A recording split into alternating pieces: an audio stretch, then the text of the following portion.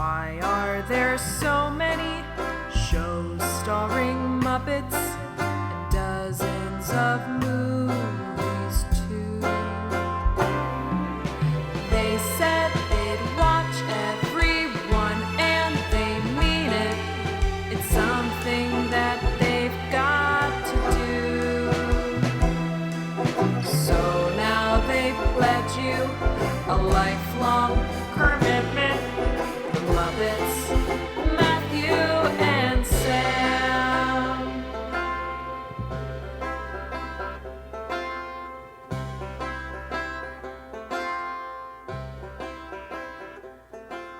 Welcome to Commitment, the podcast where two friends have vowed to watch all things Muppets. I'm Matthew Gatos. And I'm Sam Schultz. And this week, we are continuing our journey through Fraggle Rock and through the summer of 1983 as we discuss episodes 21 through 24 of Season 1 of Fraggle Rock, the last 4 episodes of Season 1. Mm-hmm. We did it, Sam. Four more to go? Is that right? 4 more, technically. One's kind of short. The 4th and 5th seasons are both short because technically they made 4 seasons and HBO was like, well, but what if it was 5? Right. They did the Netflix thing. We talked about that already. But these are the episodes titled Gobo's Discovery, Mokey's Funeral, The Beast of Bluerock, and New Trash Heap in Town. But today's episode is going to be a little bit different because before we get into talking about these episodes, we are first going to have a chat with the writer of one of these episodes, that episode being The Beast of Bluerock. And that writer is Sugith Varughese. You might know him as Mr. Meta on Kim's Convenience, or more recently as Dr. Singh on the TV show Transplant. But for the purposes of this conversation, he is the man who wrote 10 episodes of Fraggle Rock. Got some primary source. Yeah, first-hand knowledge of working with Jerry Jewell and Jim Henson and Jocelyn Stevenson, and he's got some great stories. So we are going to have that segment here, and we're going to talk to him for a little bit, and then Sam and I will come back and we'll talk about these 4 episodes after that conversation. So, Sugith, we have you here. Our first question, I think, has to be, how did you come to work on Fraggle Rock? What were you doing at the time that led you to that job? Well, I was really lucky. I had broken into writing for Canadian TV a couple of years before Fraggle Rock, and it turned out that the producer who had produced my first 2 films for the CBC, which is Canada's public broadcaster, got the job to become the producer of Fraggle Rock in Toronto, where it was being filmed. And so he got me an interview with Jerry Jewell, who was really, he's like the great unsung third Muppet, next to Jim and I suppose Frank, Oz. Jerry was the Muppet creator. Like, he wrote everything Miss Piggy and Kermit ever said, and he was with Jim way back, writing all those early specials, and he invented the Muppet Show, and when Jim came up with the idea for Fraggle Rock, obviously Jerry was going to be the head writer and the key custodian of the concept, as it were, and so he was running the show. And I got an interview with him through Larry Merkin, who was the producer that got hired to produce the show. And I guess he liked me. I had never written for puppets. I had never written for family or children. Like, the first thing that I wrote for television was an episode of a spy show, and the second thing I wrote was a movie that was a romantic comedy that I ended up starring in because there were no brown actors around back then. And they were going to cast Howie Mandel and paint him brown. Oh, no. Oh, no. Yeah, well, and this was before Howie Mandel was famous. This was like in 1982. And so I begged them to let me audition, and I auditioned a few times and I got the part, and that's how I started acting. So since then I've acted and written sort of a 2-hat, 1 career job. But Jerry watched that movie and he sort of liked it, and he invited me to pitch an episode for Fraggle Rock. So I got to go to the set and I hung out. They had shot the first 12 episodes of the first season. Duncan Kenworthy was the original producer of those episodes. I don't know if you know the name Duncan Kenworthy, but he went on to become a very well-known British film producer. He produced Four Weddings and a Funeral and a lot of great British films. And Larry took over from Duncan and got me the interview. So I got to hang out on set and see how the show was made and read the scripts that they had written and produced so far. And I went back to my little apartment and tried to come up with an idea for an episode. And I guess I did. And I went in to meet with Jerry and Jocelyn Stevenson, who was, I think her title at the time was executive story editor. But, it was kind of a group team effort. And Larry. And I pitched them an idea for an episode. And my memory is they sort of liked it. But then after we spoke for half an hour, it ended up becoming a completely different idea because it's a creative process, right? And what was happening was I brought my raw idea in, and they knew the show better than I did, and so they helped me massage my crude idea into something that they could actually use, and that's how I started writing my first episode. One of the stories that I tell about getting my job was when I first met Jerry.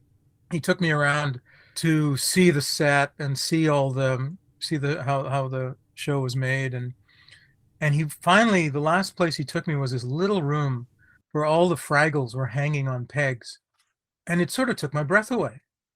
And he saw that it took my breath away, and he chuckled and he shook his head and he took one of the Fraggles off a peg and put his hand up it.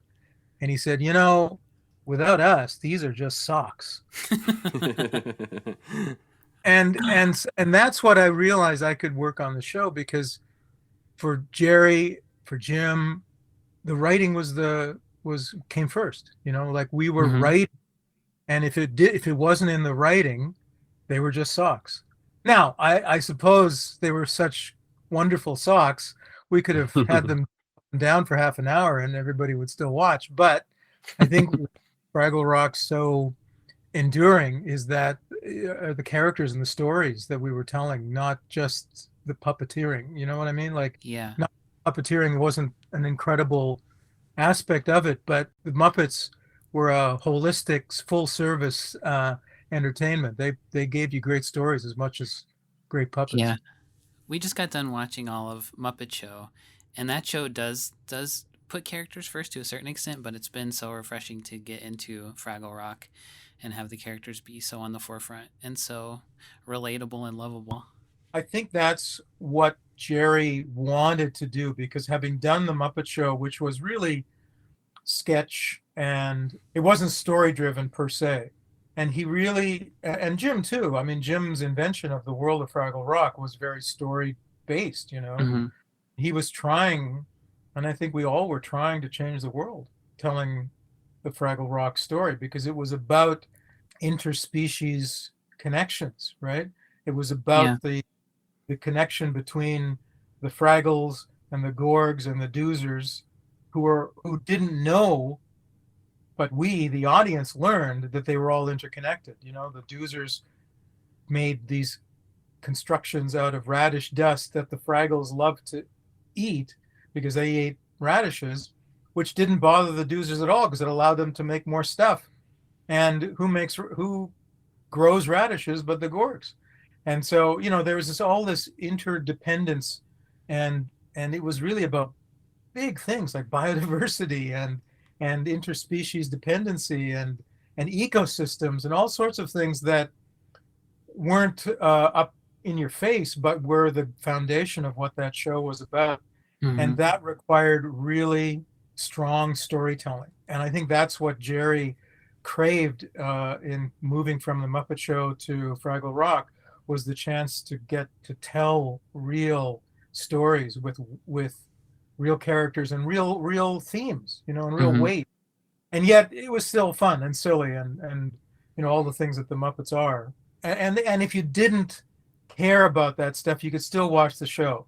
But if you did, it was there for you. In a lot of ways, the characters in the show don't care because they learn that lesson a lot, that they're all connected, and then they're just like, well, okay, moving on, I guess. Or they just completely miss the point. And that was the beauty of the show, because it was fundamentally silly, and silliness was our watchword, but not silliness at the expense of what made sense. I mean, I'll tell you a story of where, after we did the first season, in the second season, Jim told me and told all the writers, I want you to write on the first page of every script, on the cover page of every script, the answers to 5 questions. Whose story is it? What's their goal? What's their obstacle? What's at stake? And what do we learn? Now, I don't know if you know anything about writing TV.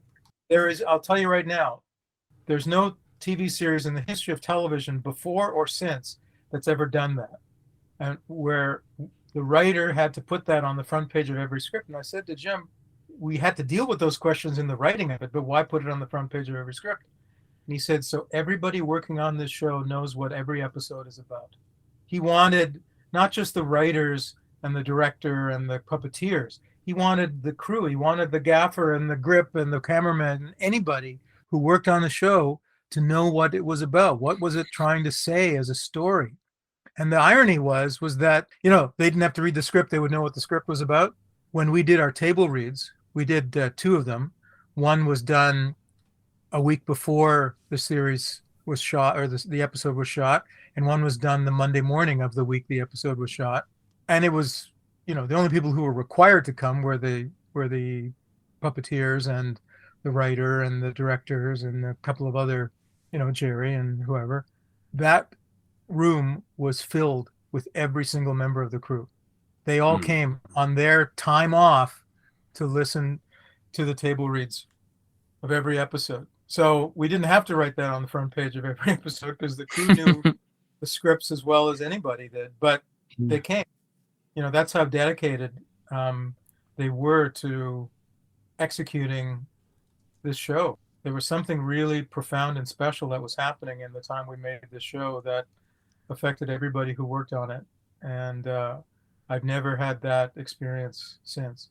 And would you be there for the whole shooting of the episode too? Yeah, and that's also unique because I was not called a producer. I was just the writer. And yet my name was on the call sheet along with all the other creatives. And I was expected to be there, obviously, for the table reads, but for every second of shooting. And the reason was because the show was shot. So Mondays we had the table read for that week's episode. Tuesday, the cast recorded the songs for that week's episode. Wednesday, Thursday, Friday, we shot. So the episode was shot in 3 days. Saturday, Sunday, it was edited. And Monday, the cut was sent to HBO and the CBC. And then there was post that happened after that. But that was the cycle. I mean, that's really fast. Yeah. But the trick was that when you were shooting the episode in 3 days, it's television, right? And the episode has to come in at exactly 24 minutes and 48 seconds.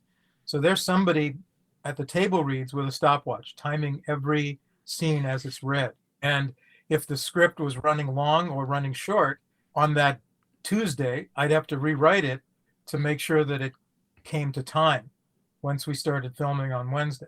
Then as we were filming, the script supervisor is keeping track of the time of each scene as it's shot, tallying it as we go along, so that, at the end of Wednesday, she'd come up to me and say, well, you're running a minute long.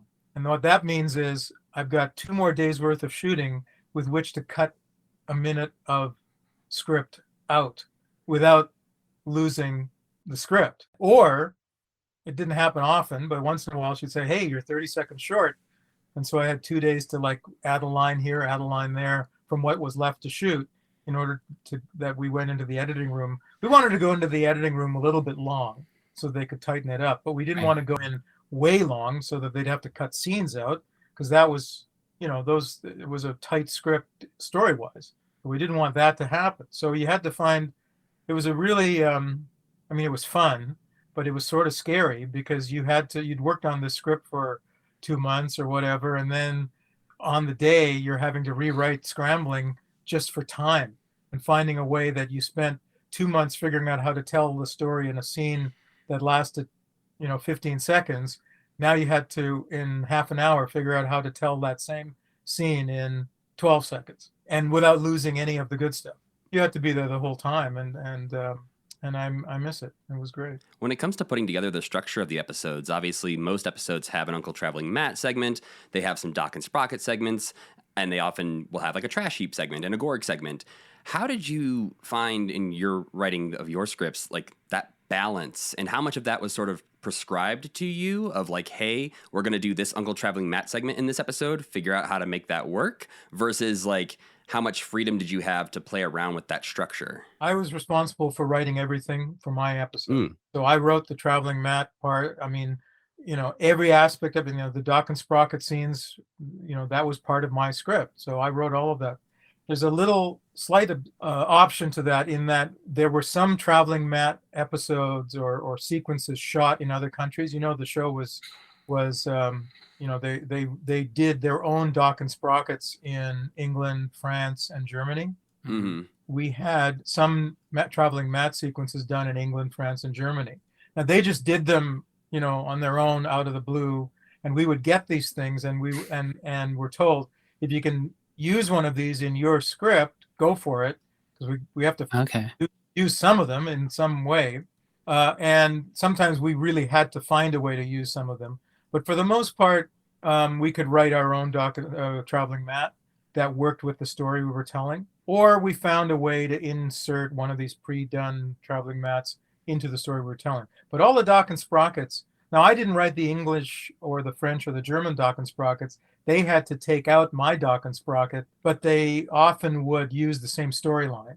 Mm-hmm. But it was just, instead of being an inventor, I think in England he was a lighthouse keeper, and in France he was a baker, and in Germany I forget what Doc was. But they would take out my Doc and Sprockets and put in their own. But it still had to work thematically and story wise with what I had done.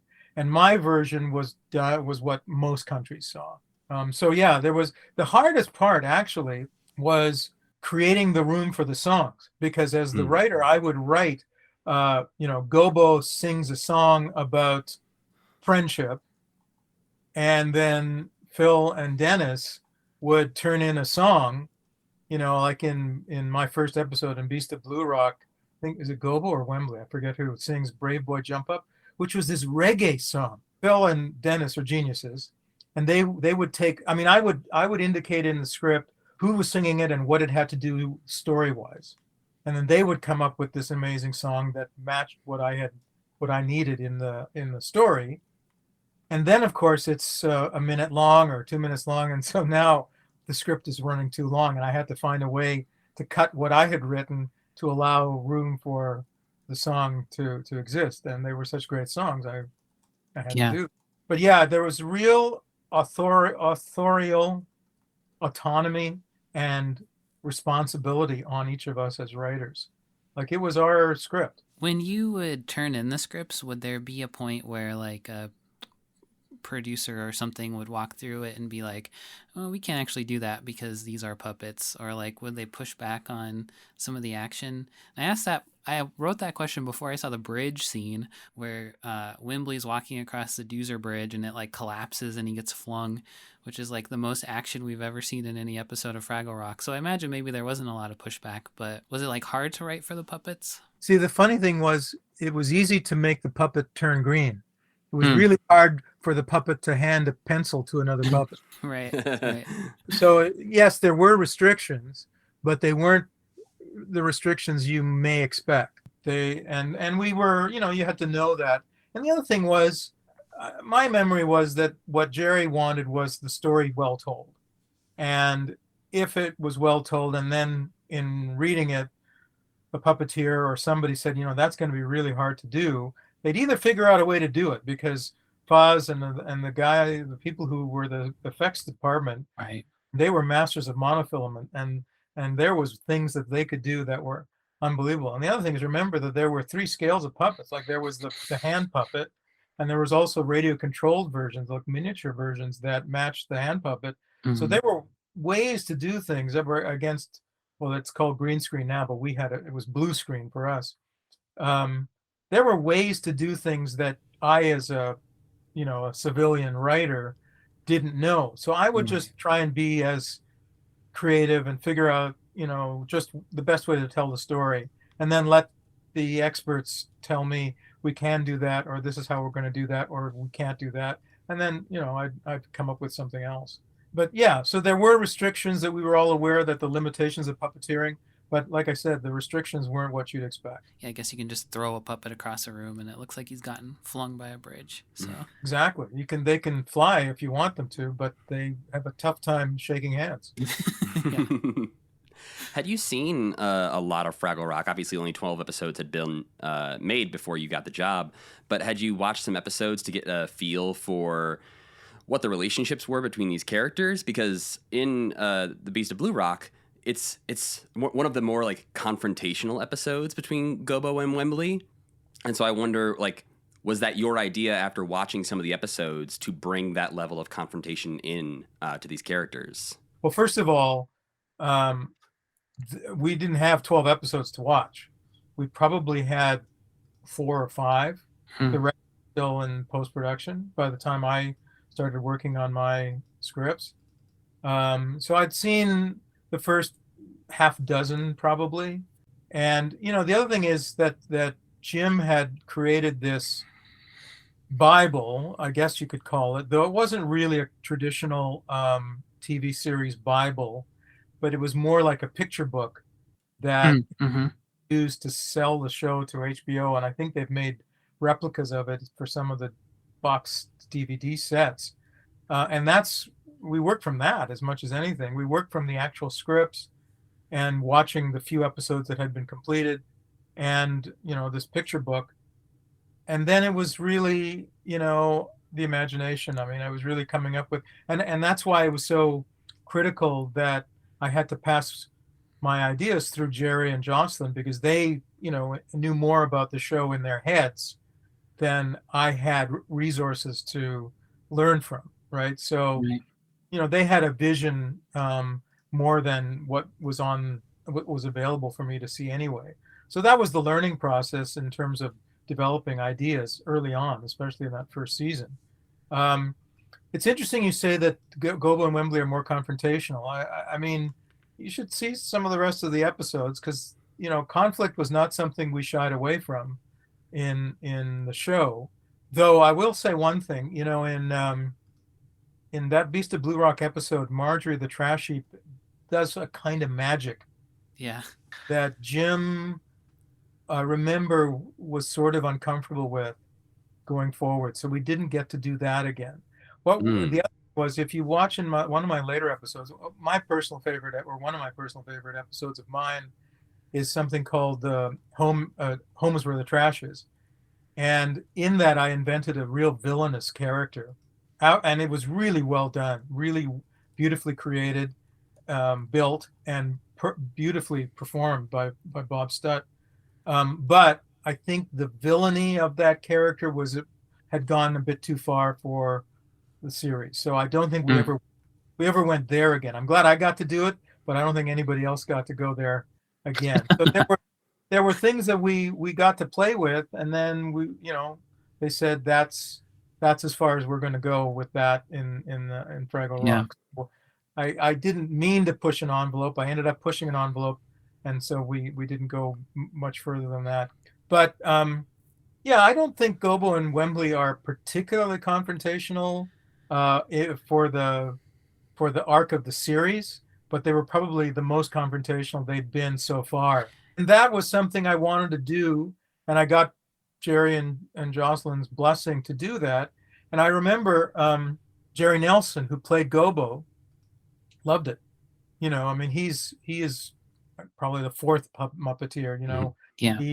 Jerry did the Count, and he did all those great Muppet characters. I mean, he goes back with Jim to the 60s, and he played Gobo. And I remember, and I was so intimidated by Jerry Nelson. I mean, if you meet Jerry, he sort of, like, I was young, right? And he kind of felt like, he could have been cast in Sons of Anarchy. Right. And so I was really intimidated by him. But I remember after the table read for Beast of Bluerock, he shook my hand and said, I love that one. And it was great. And so I think being confrontational wasn't such a bad thing, because Right. the puppeteers are performers like anybody else, and they want to exercise their performing juices a bit, Yeah. and give them a chance to do that. Jerry's usually a little sweet guy like Rob and the Frog too, so he probably was having fun being a little bit meaner. Well, I would be reticent to call him mean, Gobo, in this episode, but he was angry. I find Gobo mean all the time. So I think he's very headstrong. He's smarter than everybody else, but he's a team player, so it's Gets frustrated. frustration. Yeah. Yeah. Yeah, it reminds me of Totally. Kermit a lot, in a lot of like Muppet Movie and like Muppet Show and Muppets Take Manhattan, especially, where Kermit is put in this leadership position that he's not necessarily like asking for, but all his friends are putting that in position. And then so when he's challenged, he's like, "Wait, you put me in charge. I'm going to make the calls. I might be frustrated with you, but I'm in charge. You put me there. What I say goes." Gobo's the de facto leader, and he's the straight man, for lack of a better word, compared Yeah. to the others. He's like he's the hero Fraggle. Though I would say that of the five of them, they all got their, every episode was focused on one of those Fraggle Five Yeah. for the most part. I mean, on the only time it didn't, once in a while I'd write a Junior Gorg episode and it was his story, and I got to write that Philo and Gunge episode, it was their story. And once I got to write a Sprocket episode. Whoa. Did you have a favorite character to write for? Junior Gorg. Junior, I loved writing Gorgs in general, and I loved writing Junior. Richard, again, was somebody who intimidated me a lot, because he's from New Jersey. He was brash. He was outspoken. He was funny. Yeah. And these people they were at the top of their game. Like they were better puppeteers than I was a writer, right? So Mhm. yet we were meant to be peers in terms of, I'm the writer, they're the puppeteer, and but I was really wanting to please them as a writer and give them good scenes and good characters to play.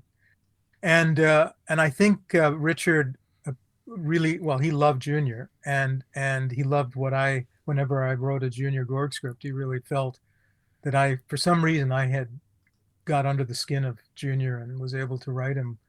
And I remember when we finished the series, and we had a big wrap party, and Rob got into the suit, because Richard did the voice of Junior Gorg, and he puppeteered the face with a radio controlled device that he put his hand in. Right. He's sitting just off camera doing that, and then Rob is inside the suit doing the movement of Junior. And so Rob got in the suit, and they sang "Not While I'm Around," that great Stephen Sondheim song. And afterwards, Richard came up to me and he whispered, "Did that for you." And I burst into tears. Yeah. Obviously, the way you talk about it, you have very fond memories of working on Fraggle Rock. What does that time mean to you? I know it was like, a while ago now, but clearly it still resonates with you a lot, and the time you spent there. What did it mean to you to be able to work on that show and to work with people like Jerry Jewell and Jim Henson? At the time, I knew I was really lucky, and I savored every second of it. And I think back on the scripts I wrote and the process I had in writing them. I don't know if I could do it today. There was something magical that happened in those 4 years of writing Fraggle Rock, that I somehow became a better writer than I'd ever been, and I think better than I've been since. And I was working at such a high level with people working at such a high level, and we were all just having the best time. Like, much fun as you think working on Fraggle Rock was, I'm here to tell you it was more fun. The most I remember about working on that show was laughing.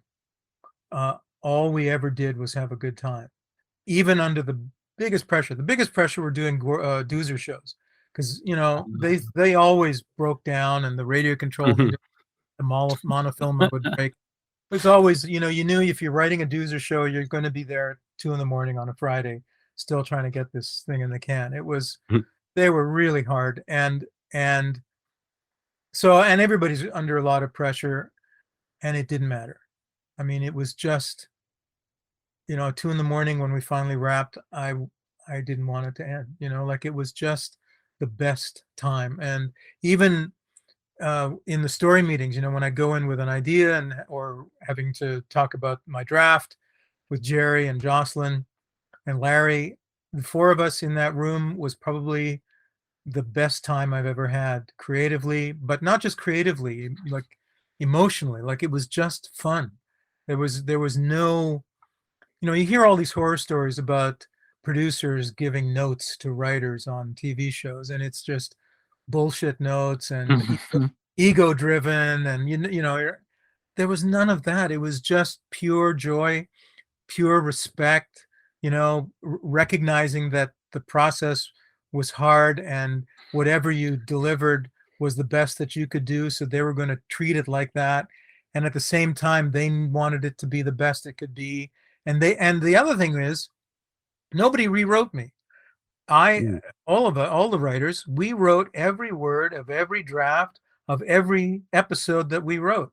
Nobody came in and Jerry did not come in and rewrite me. There's a lot of TV shows, a lot of showrunners.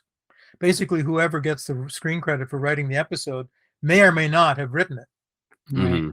Not on Fraggle Rock. If whoever wrote that episode wrote every word of every draft, and nobody rewrote them. And that meant you were under pressure to deliver. I remember I was writing my first Doozer episode, which is in season 2, and it wasn't going well. And this is before I had a computer. Like there was no, even the IBM PC hadn't come out yet. This is 1983, right? All of 83, I remember. And so I spent the weekend literally cutting and pasting this script of mine. And it's a 25-page script, but it was this thick of glued paper and handwritten crap in the margins and all sorts of things, and I bring it in on Monday morning, this thick phone book size script, and give it to Jerry Jewell. And the thing was, if I hadn't been able to deliver a script that worked, they were going to cancel that episode.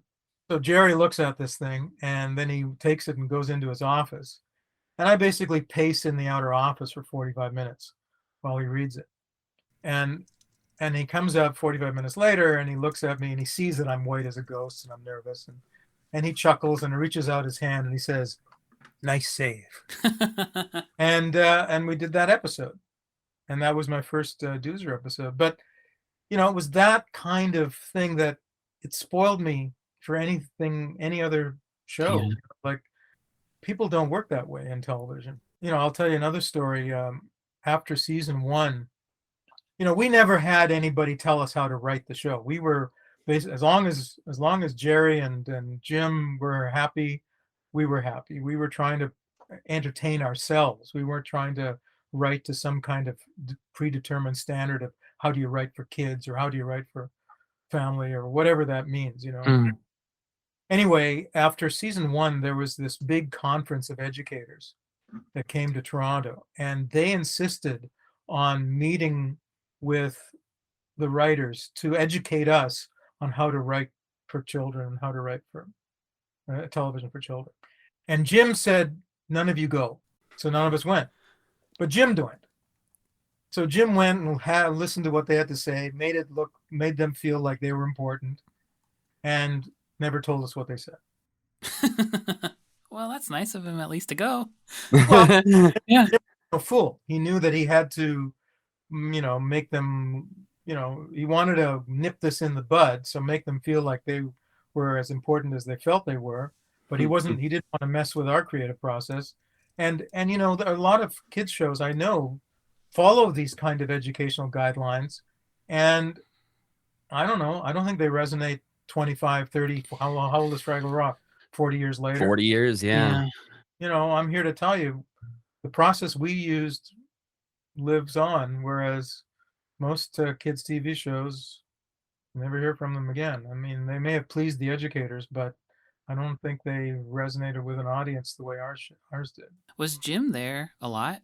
He was there regularly. I mean, he wasn't there day to day because he was getting ready to film Labyrinth, Right. uh, and that was really more. Once the show was up and running, he would come in to do Cantus whenever the Cantus was in the show, and he directed occasionally. So Yeah. he directed one of my episodes. Oh Mm. wow. Literally got to work with Jim on an episode that he directed in season, I think the end of season 2 or maybe early season 3. It was a Boober episode.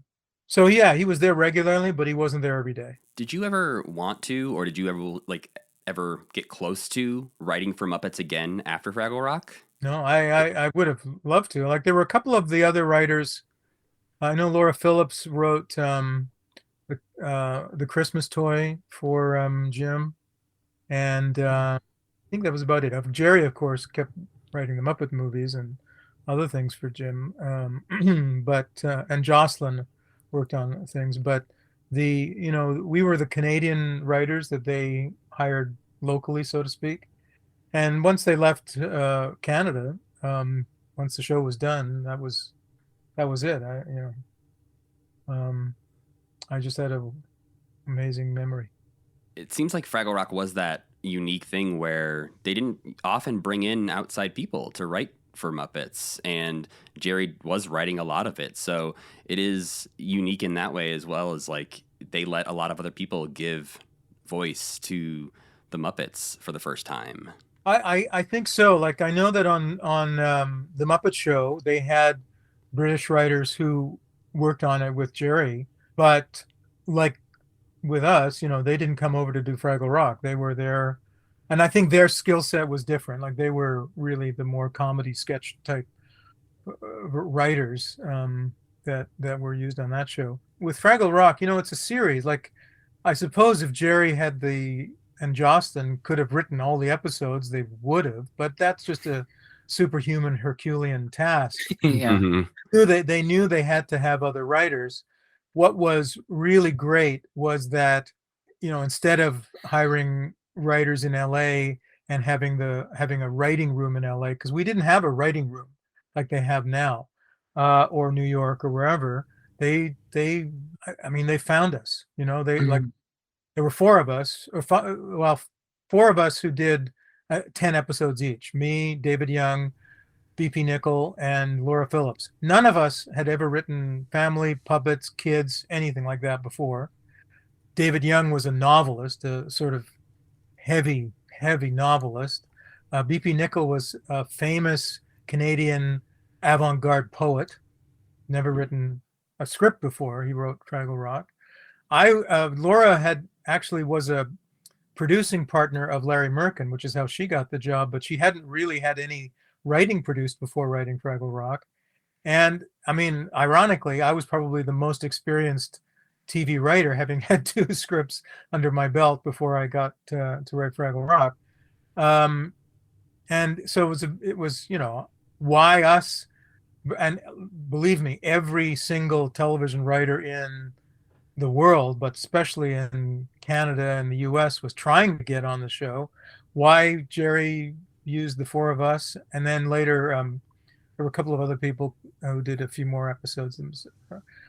I think it's a testament to Jerry's trust in his judgment of talent and his willingness to give us a shot. I mean, obviously it didn't cost him anything to say, okay, pitch an idea for the show. Mm-hmm. I wasn't getting paid to do that. It was only once I pitched an idea that they liked that I got a contract to keep going. So, I suppose there was that, but he didn't tell that to everybody who wanted to write for the show. He just said that to a select few, and it turned out to be the four or five of us that were there. So of the 96 episodes, I wrote 10 of them, and David wrote 10, Laura wrote 10, BP wrote 10. So that's 40 of the 96. Yeah. And then Jerry and Jocelyn wrote the rest. Oh wow! So they still wrote a bunch of them. Yeah. Jerry and Jocelyn wrote the bulk of them. Though there were 3 or 4 other writers who wrote a few others. So I would say, Yeah. yeah, probably for at least half or more were Jerry and Jocelyn. The rest were us. You mentioned that you had a couple of your scripts get rejected. Was that like the hardest part of writing for the show, or what was the hardest part? It was hard. The whole thing was hard, Yeah. but there was so much fun and joy.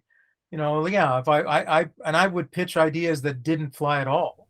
So those all the effort and time I went into those, and Jerry went, it's not working, try again. And I'd come back in a month with a different idea.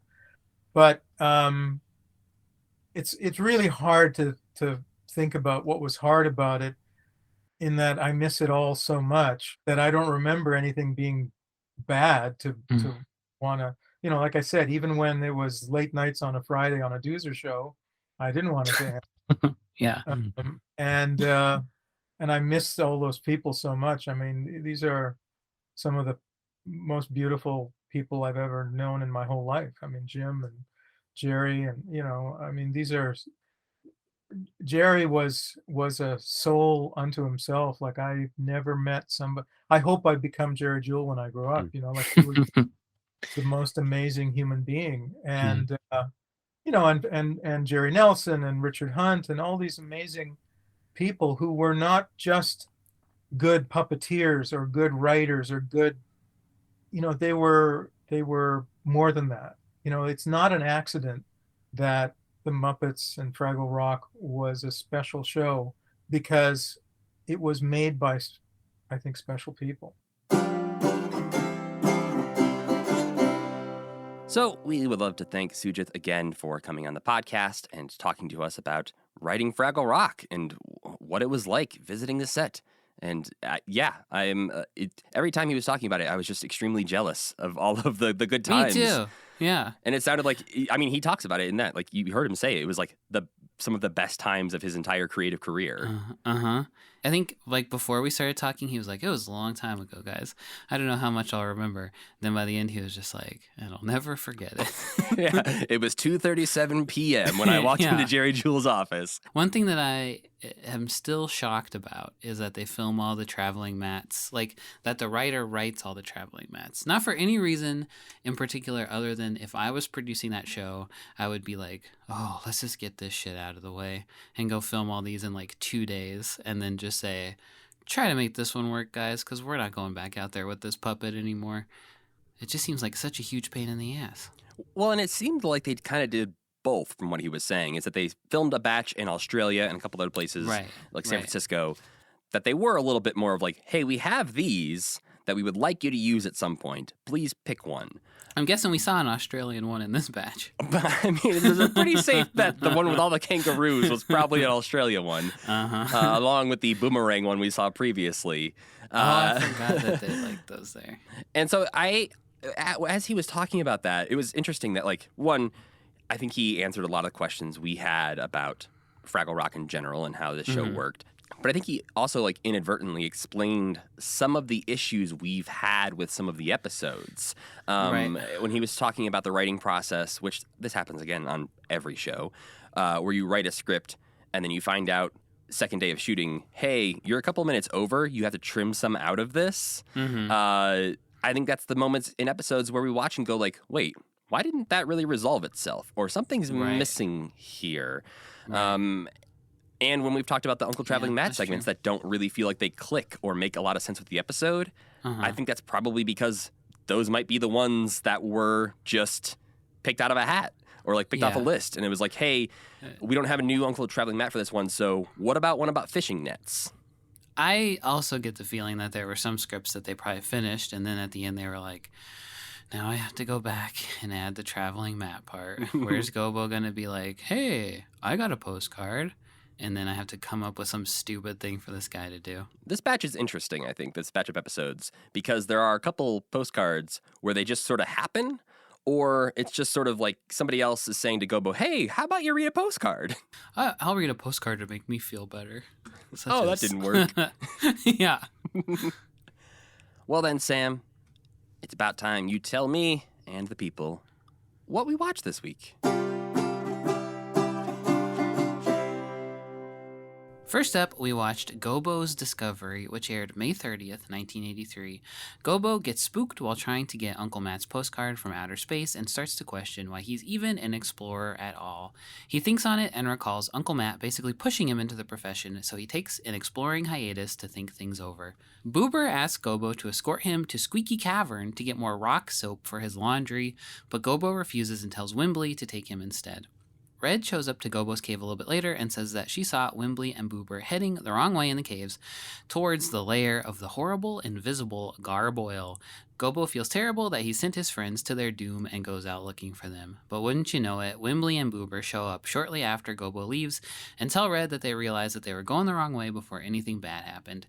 Gobo doesn't know that though, so he's out in the wilds of Fraggle Rock looking for his friends. He eventually drags himself back home, tattered and exhausted, finds his friends alive, and decides once and for all that exploring is just not for him.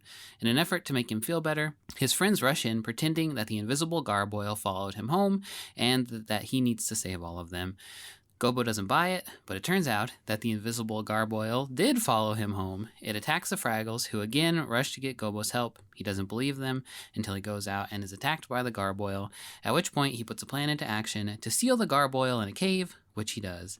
Gobo realizes that he jumped into action when there was danger because that's what he wanted to do, and realizes that he is an adventurer after all. The moral: your dream job isn't always the thing you should actually be doing with your life, but you still shouldn't let your buffoon of an uncle tell you what to do. And also, there's just a little dash of the boy who cried wolf in there too. Up in outer space, Doc's having a similar professional crisis. His inventions never get accepted for peer-reviewed publication, so he decides to go back to his original profession, barber. But he just can't help himself as he practices cutting Sprocket's hair, and he invents dog hair gel, and he's back, baby. Love that Doc's a barber. It makes so much sense for him. Yeah, it was one of those things that wasn't surprising at all for some reason. What else could you have been? You bumbling oaf. Not that barbers are bumbling oafs, but I just could see him being like talking way too much, being the most annoying barber of all time. It makes sense. Do you think Ned Schimmelfinney was either a fellow barber, or do you think he was a customer? I feel like him and Ned have just known each other for 45 years. Yeah, like I think he and Ned went to high school with each other. Like I don't think Ned would ever go get his hair cut at Doc's, though. Ned married the woman that Doc was in love with. That's my headcanon. Oh, no. Yeah. She's That's dead really now. sad. She's not in the picture. Okay, that's better. Yeah, but they like always had that animosity a little bit where Doc's like, well, if I had married Rosemary, I'd be happier and not yelling at you on the phone every day. Yeah, when they said, does anybody have any reason these two shouldn't be married? Doc went, Schimmelfinney! That's pretty much just the plot of Grumpy Old Men. Oh, yeah, you're right. Which I'm not opposed to seeing Jerry Parks in Grumpy Old Men. He is a grumpy old man. I texted you about this revelation that I had this week because I was just thinking about Jerry Parks because he's so good. Watching Boondock No. Okay. I haven't done that since I was a shitty teenager. But I was just looking up something about Jerry Parks and went to his IMDb page, and it was like known for playing Doc on Fraggle Rock, known for playing Doc on Muppet Family Christmas, known for playing Doc in Boondock Saints, known for playing Doc in Boondock Saints 2. And I was like, this man only plays Doc. And then my brain went, wait a minute, he's in Boondock Saints? Wait a minute. Oh, he's the bartender who like has Tourette's and gets proverbs wrong. Wild. Because like and his name's Doc in that too? His name is also Doc. Technically, his nickname in the movies is fuck ass, because that's what he yells. But yeah, that's Jerry Parks. And obviously, if you've watched Boondock Saints anytime recently, you would know this. And I'm sure many people who are not me or you are very aware of this fact because Jerry Parks is not hiding himself. He has his natural Irish accent in Boondock Saints. But that's just Doc yelling at people in a bar instead of a dog. Why did they name him Doc? Do you think that they knew about Fraggle Rock and did that? I mean, they had to have known about Fraggle Rock. That was made, 15 years afterwards. So, like, a lot of the people in that movie were probably children watching Fraggle Rock. I guess if the person who made Boondock Saints had seen Fraggle Rock, maybe they wouldn't have made Boondock Saints, though. I missed that part of the that documentary about him. Yeah, right. Did you have to watch that in film school too? I didn't have to watch it in film school, but I did watch it in I don't remember why. There's a watched it. documentary called Overnight, for those that don't Yeah. know, where the Troy Duffy, the filmmaker behind the both Boondock Saints movies, wow. If you want to watch a movie that's just like, hey, don't do any of the things this guy did, that's the movie to watch. But yeah, Doc. But we're talking about him right now, Matt. So Well, we're talking about Jerry right. Parks, to be fair. Okay. Maybe Troy Duffy made the wise casting decision to cast Jerry Parks as a man named Doc who yells at people. Inspired choice. This is one of those, like, literally, that's where they got the idea kind of things. But going back and watching that, I can't believe that my brain didn't click those two things together, because Boondock Saints 2 in 2009 was actually the last movie that Jerry Parks did. It was his last acting role. And so it's kind of interesting to be able to go, I have not seen that movie, but it's interesting to be able to go watch Jerry Parks in a more recent thing, because he feels like he exists in the 80s, and that is it in my head. Yeah. In that one room Also Fraggle in Rock. Ma Bear's country and in house. Mother's house, but that was an exception. Next, Mokey's funeral, because she got shot by the Boondock Saints. They Which thought she aired. deserved it. She was the cat in that one scene. Oh, no. She was just walking through minding her own business. There's no body left for Junior Gorg to carry then. He's just scraping her off the walls. Okay. Which aired June 6, 1983. Mokey's friends think she's great and all, but they never ask her to help with practical things like building stuff. This irritates Mokey, who doesn't want to just be seen as a dreamer. So when she finds out that the hole to the Gorg garden has been blocked off by a trap, she decides to come up with a practical plan of action to impress her friends. She decides to use a dummy of herself to distract Junior and sneak past him, but when she goes to tell her friends her plan, she overhears them making fun of her for being so frivolous. They even say her poems aren't that great. Mokey decides she's going to implement her plan by herself to show them. She throws her dummy into the trap, which alerts Junior, but when he goes to check it out, he mistakes the limp, lifeless dummy for a limp, lifeless Fraggle corpse, which throws Junior into a shame spiral. Because he just wants to mess with the Fraggles and maybe catch one to play with. He doesn't actually want to kill them, and in fact, it's revealed that Gorgs think taking any life is horrible, which is kind of a nice revelation, I think. Right as this is happening, Red and Gobo show up looking for Mokey to apologize to her, but they see Junior mourning Mokey and assume the worst. Mokey hides from her friends to let them feel bad for a second and is planning to pop out and be like, hey, here I am. But before she can do that, her friends slip out into the Gorg garden. Junior feels so bad that he decides to bury Mokey and have a funeral, during which a distraught Red and Gobo admit that they liked Mokey's poetry and that she was their best friend, and I think Gobo's in love with her also. Mokey eventually gets their attention, and everyone, including Junior, is relieved that she is alive and well. They let Mokey help them finish the boat that they've been building, and even let her read her most boring poem to celebrate its maiden voyage. The moral, don't talk shit about your friends, especially when they're within earshot. And I guess also appreciate people while you can. I don't know if that second part counts as a moral. It's not. It's like, don't talk shit about... It's practical life advice. Yeah, don't talk shit about your friends is a pretty good lesson. But the don't get caught part of it, I don't think is technically a moral. Well, if they hadn't gotten caught, none of this would ever happen. All right, I guess that's true. Up in outer space, Doc snaps at Sprocket, who then goes outside and mopes in the rain. They both feel bad for a while until Sprocket comes back in and forgives Doc. Then we watched Beast of the Blue Rock, which aired June 13th, 1983. Gobo's been planning an expedition for he and Wembley to face the Beast of the Blue Rock, but he's planned it on the same day as the Big Splashathon, in which he and Wembley are a team. Wembley can't decide which thing he wants to do, and he tries to convince Gobo to put off the expedition for a day so that they can do both, but Gobo's frustrated by his lack of commitment, and he yells at Wembley and goes off on his own. Wembley gets really sad, but snaps out of it when he realizes that Gobo forgot his pick and won't be able to get into Blue Rock without it. He goes and tells his friends, who decide that Gobo is more important than the contest, and they all go out to find Gobo.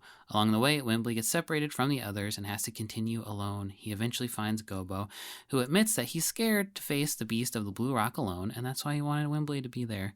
The friends enter the Blue Rock and find Marjorie's big giant face there, and she tells them that the real beast is fear, and that they overcame that together, thus passing the test. She teleports them back home, right over the pool, which they splash into, and win the Splashathon. The moral.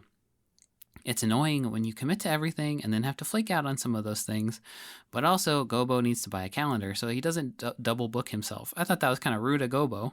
I haven't seen a single Fraggle holding a calendar once, and I really think No. that would solve some other problems. It would really fix a lot Also, of stuff. this feels like the 5th Splashathon that has happened in this first season of a show, They have a very easily accessible pool, so and nothing they else. do splash a lot.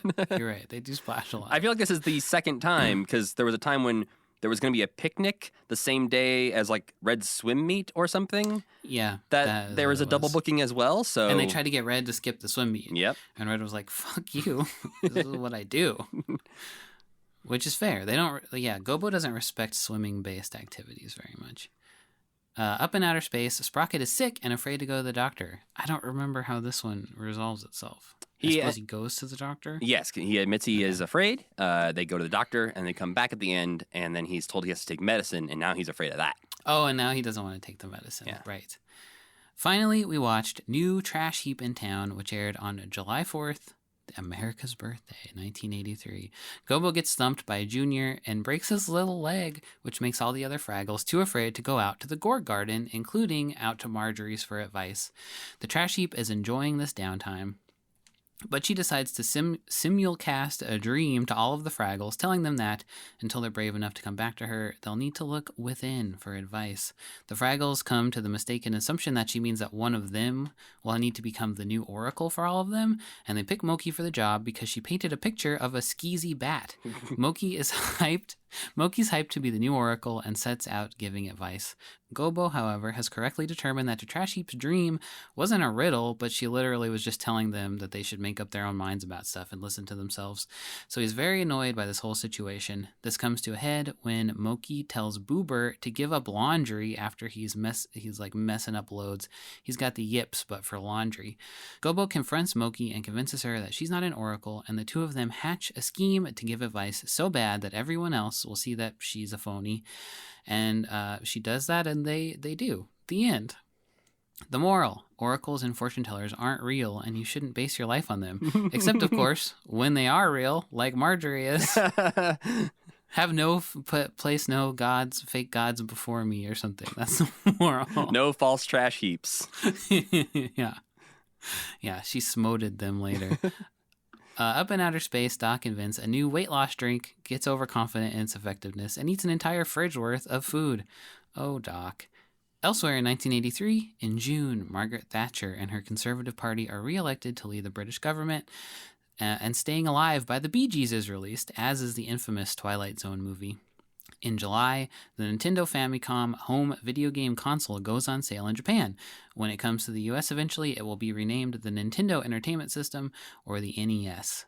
Madonna released her first album, and National Lampoon's Vacation hits theaters. In August, Paul Simon and Carrie Fisher get married. They'll divorce inside of a year. Tom Cruise's breakout film, Risky Business, is also released. In September, Kiss shows their faces without makeup for the first time. In October, the first commercial cell phone call was placed, and the program that will become Microsoft Word is released. Big things happening in the summer of 1983. And I went so far because we're skipping really far ahead, because the Muppets don't do anything for a while, right? Yeah, well, so yeah, that's what I'm about to get into here, is they do a lot behind the scenes in the summer of 1983. But spoiler alert, in our next episode, we're going to be talking about something from November of 1983. So We're getting festive again, baby. Oh, Do we have a Christmas thing this year? No, we might have some Christmassy. I don't think we do in our catch-up episode that we're doing to catch up on some things that we missed over the past couple of years. But I think we're kind of, hitting the fall, doing Sesame Street, and then diving right back into Fraggle Rock Season 2. All right. So we're just skipping over Christmas this year. But yeah, as I alluded to, holy cow, Jim, calm down. I feel like he's making up for, I think it was last summer we talked about, they didn't do a whole lot. They were kind of just chilling. And then 1983 comes around, they're like, well, we have to do everything now? Because it starts off, kind of chill. June 9th, 1983, Jim writes in his journal, Lisa graduates Harvard. So Wow. Jim's first child, Lisa, who we have seen in pictures on the set of Sam and Friends all the way back. There's a good photo in Craig Shemin's book where you see Jim and Jane working on their puppets, and little baby Lisa is just there chilling. But she became the first female president of the Harvard Lampoon, and she majored in folklore and mythology, which was Wow. instrumental in development of the Storyteller series, which will come later. Okay. And after graduating, she became an executive at Warner Brothers. And now she serves as the CEO of the Jim Henson Company. Something else that happened during this time that we don't have any footage of to watch, but did happen on June 26th, 1983, Big Bird conducted the Cleveland Orchestra. We've seen him do something like this before. Yeah, he's conducted before. Yeah, I think that was right? with the Boston Philharmonic Orchestra. Right. And he apparently went and did the same thing with the Cleveland Orchestra twice, in 1983 and 1984. Apparently, in 1983, they did a Family Day event, which was hosted on June 26th. And apparently Oscar the Grouch and Shivers the Penguin were also there. Did you see the movie Tar? I did not. I know what it is. Just imagine it with Big Bird, and we can move on. Tarred and feathered. Matt, you're so good at this. You're such a smart guy. I mean, I got to monetize that somehow, I guess. July 1983, Jim wrote, Ron Muick comes to us supposedly for Labyrinth, but put him first on Star Boppers. Downgrade. I like that Jim, who is the person who hired this man, wrote supposedly. Oh, he put that. That wasn't No, you. that was not editorializing. Editorializing. That is the actual entry in Jim's journal. I tricked this guy. He thinks he's here to work on Labyrinth. Little does he know, I got this other I show. have a much stupider idea. So Ron Muick, if that name does not sound immediately familiar to you, probably is familiar to you because he is an Australian sculptor who got his start as a puppeteer and builder creating puppets, props, and models for TV. He is known for his giant, realistic human sculptures. If you look up his name, type in sculpture, you're going to see a giant baby. But he got to know Dave Goelz and Duncan Kenworthy when they were over in Australia shooting the Traveling Matt segments. He had been puppeteering and building puppets for kids' TV show for a few years in Australia, and after getting to know them, he was like, you know what, the only way I'm going to grow and develop in this role is to get a job with Henson. So he went to New York. Like that scene in The Simpsons. Ron Muick was just floating in a pond nearby. He's like, what are you guys doing over there? Oh, cool. Can I do that too? Sure. All right. And so, yeah, he went to New York and started working with them. And he said apparently early on he was just doing a lot of stitching, like to prove that he could do stitching on puppets. And then he was assigned to the Star Bopper project. And he said that Jim liked the sketches he sent to him, and so he was assigned the project. And he spent the next 5 months churning out sketches and models. Eventually, they arrived at a group of characters that Jim liked, and one of them was made into a finished puppet that they used to shoot a short clip that could be used to drum up interest in the project. And as he says, that was the last I ever heard of Star Boppers. And then he did go work on the Labyrinth. Yes, he did. He ends up being the main puppeteer on Ludo, actually. Oh, cool. Was he doing any of his huge heads yet? No, he didn't start doing that until like the mid-90s. Wow. So that was the thing he is like most known for now. He did not do back then. That's cool. But he was also apparently destined to work on some failed pilots because after Star Boppers, he was moved on to designing characters for Puppet Man. Oh, no. They keep pulling the wool over this guy's eyes. Thankfully, he did work on Bunny Picnic and Labyrinth and other things like that. So he was able to actually get his hands on some Henson creations that ended up on screen. Right. Also in July 1983, Jim wrote, taping for Please Don't Eat the Pictures at the Met for Sesame Street Special. Talk to Carl Katz during that. Begin Muppetamia. What is that? Sounds foreboding. He's got a big button in his office that says Muppetania. Begin. Yeah, we've talked many times on this podcast, Sam, about unrealized Muppet projects that we wish existed. And this is my new one that, you know, honestly, we maybe have mentioned in the past because it sounds so cool that I feel like we must have talked about it, but maybe we haven't. While working on Don't Eat the Pictures, which we will talk about next week, Jim met Carolyn Kennedy, who was a coordinator for the museum, and Carl Katz, who was the Met's film and television consultant. And they were like, hey, this was a lot of fun. What if we did another project together? So their idea was to produce a TV special in which, quote, the Muppets set off on an archaeological expedition to discover their roots. In a distant, unspecified place, they excavate Muppetamia and even meet some natives that preserve some Muppet linguistics, social, and cultural traditions. What? Yeah. They were going to go meet some native Ancient Muppets, which probably Muppets? wouldn't have been great. But the idea of digging up the Muppets of yore and figuring out what happened to Muppets and how they evolved. Why are we like this? They also said that, of course, dreadful problems would ensue, but the excavation is successful in uncovering a long-lost Muppet civilization. The newly discovered materials would then become part of an actual exhibit at the museum in New York. Oh my God. That's so stupid and so amazing. Wow. You know, I feel like the Fraggles are kind of like the ancient lost civilization of Muppets. I do feel like we get that, especially as we go on. I believe we get more and more of that. Yeah. So Jim commissioned a script for Muppetamia. He was like, hey guys, this is a great idea. Begin Muppetamia. And so by the start of 1986, there was an outline, a treatment, and then a full script for a 4-hour miniseries called What? Island of the Lost Muppets.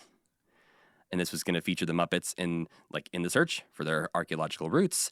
But by then, the Met Museum seemed to have disappeared from the idea. They were like, you know what? We're not feeling this. We had Muppet fever there briefly for a second, and we came to our senses. Yeah. And then, so they started talking with CBS about like, hey, you want to do this? And then by May of 1986, CBS was also like, hey, yeah, we don't love this idea. What if we did a 2-hour TV movie? Wow. Jim, still trying to, get through this and make it happen. He wrote that they wanted to use lots of video techniques to fill in locations and other incredible setups. But by the end of the year, CBS and the writers were out of the picture.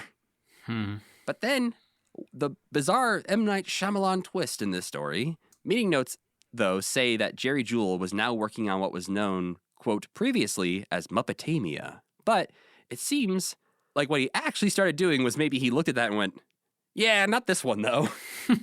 Because what he actually turned in was a treatment for the Muppet feature film called Gonzo's Really Cheap Muppet Adventure that would eventually become the cheapest Muppet movie ever made, which, as we know, was never made.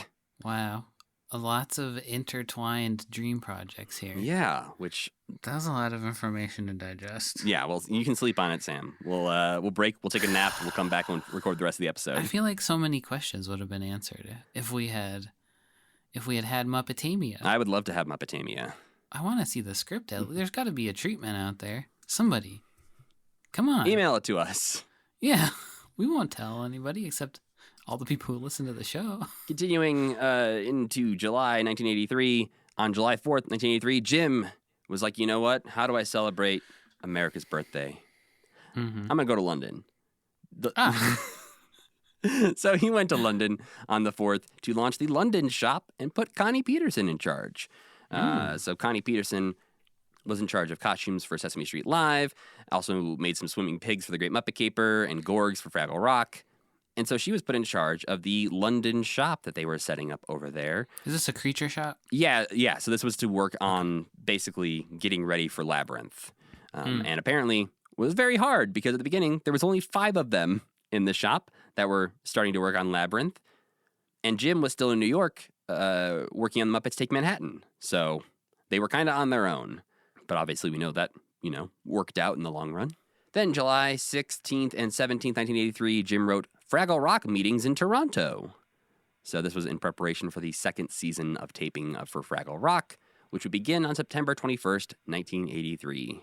Then July 30th and 31st, 1983, they were shooting the video segments of Bruce Schwartz for Jim Henson Presents. So for those that remember, Bruce Schwartz was, one of Jim's favorite puppeteers. So it's not surprising that Jim would use him in Jim Henson Presents The World of Puppetry, because Schwartz was also on the Cleo Lane and Senior Wences episodes of The Muppet Show. August 1983, Jim wrote, gave Dave Gold's 10-year gold watch. That's nice, I guess. Yeah. August 2nd, 1983, trying to sell Star Boppers to NBC. Uh-oh. August 20th and 21st, 1983, weekend meeting, rocket ship show, Star Boppers. So yeah, in between all this other stuff Jim is doing in this summer, he held several meetings with the creative team on his idea for Star Boppers, which was going to be the show about the intergalactic crew whose adventures would help children learn about their inner selves. Did this turn into Stargate? What the hell was that show called? Farscape? No. Yeah. I believe it is 180 degrees different from that, other than space is involved. Okay. But there is a small clip of Star Boppers that we will watch pretty soon that is like as far as I know, the only thing that exists of Star Boppers to consume. And lastly, the last little summer note I have here for what the Muppets were up to was in August 29th, 1983. Jim wrote, "Shooting Muppet Babies in movie." So obviously they were shooting the Muppet Babies scene for Muppets Take Manhattan, which we will talk about in May, I think. We'll get there. Do you think he even knew that the Muppet Babies were going to be what they were? I mean, he's probably hoping, like, we got to make some money off of these things somehow. Yeah. But yeah, getting back to Fraggle Rock, Sam, I really liked this batch. I think this is a pretty good batch. It's I think very strong. Even when there were some bad parts, they were kind of like funny. Like the end of, like, New Trash Heap in Town is not the best episode, but it's funny that it's the last episode, and it's funny that the resolution is just like, yeah, Mokey sucks. Let's go. Well, and for me, I think this batch benefited a lot from, I watched each of them twice, which I don't always do, but I try to if I have time. And some of these episodes that at first glance I didn't love, on second watch through, I was like, oh, I can tell I like this better the second time I watched this. And that was definitely one of them where I felt like it was doing a similar thing that Capture the Moon did, where all the Fraggles are kind of dumb and doing a dumb thing and they don't realize it. But in this one, I feel like they did it the right way. Yeah, they're justified to be dumb when it comes to Marjorie, I feel like, because she's like a god. So they can be like, well, this is a mysterious thing we don't understand, and we need advice because we're so stupid, and we know we're stupid.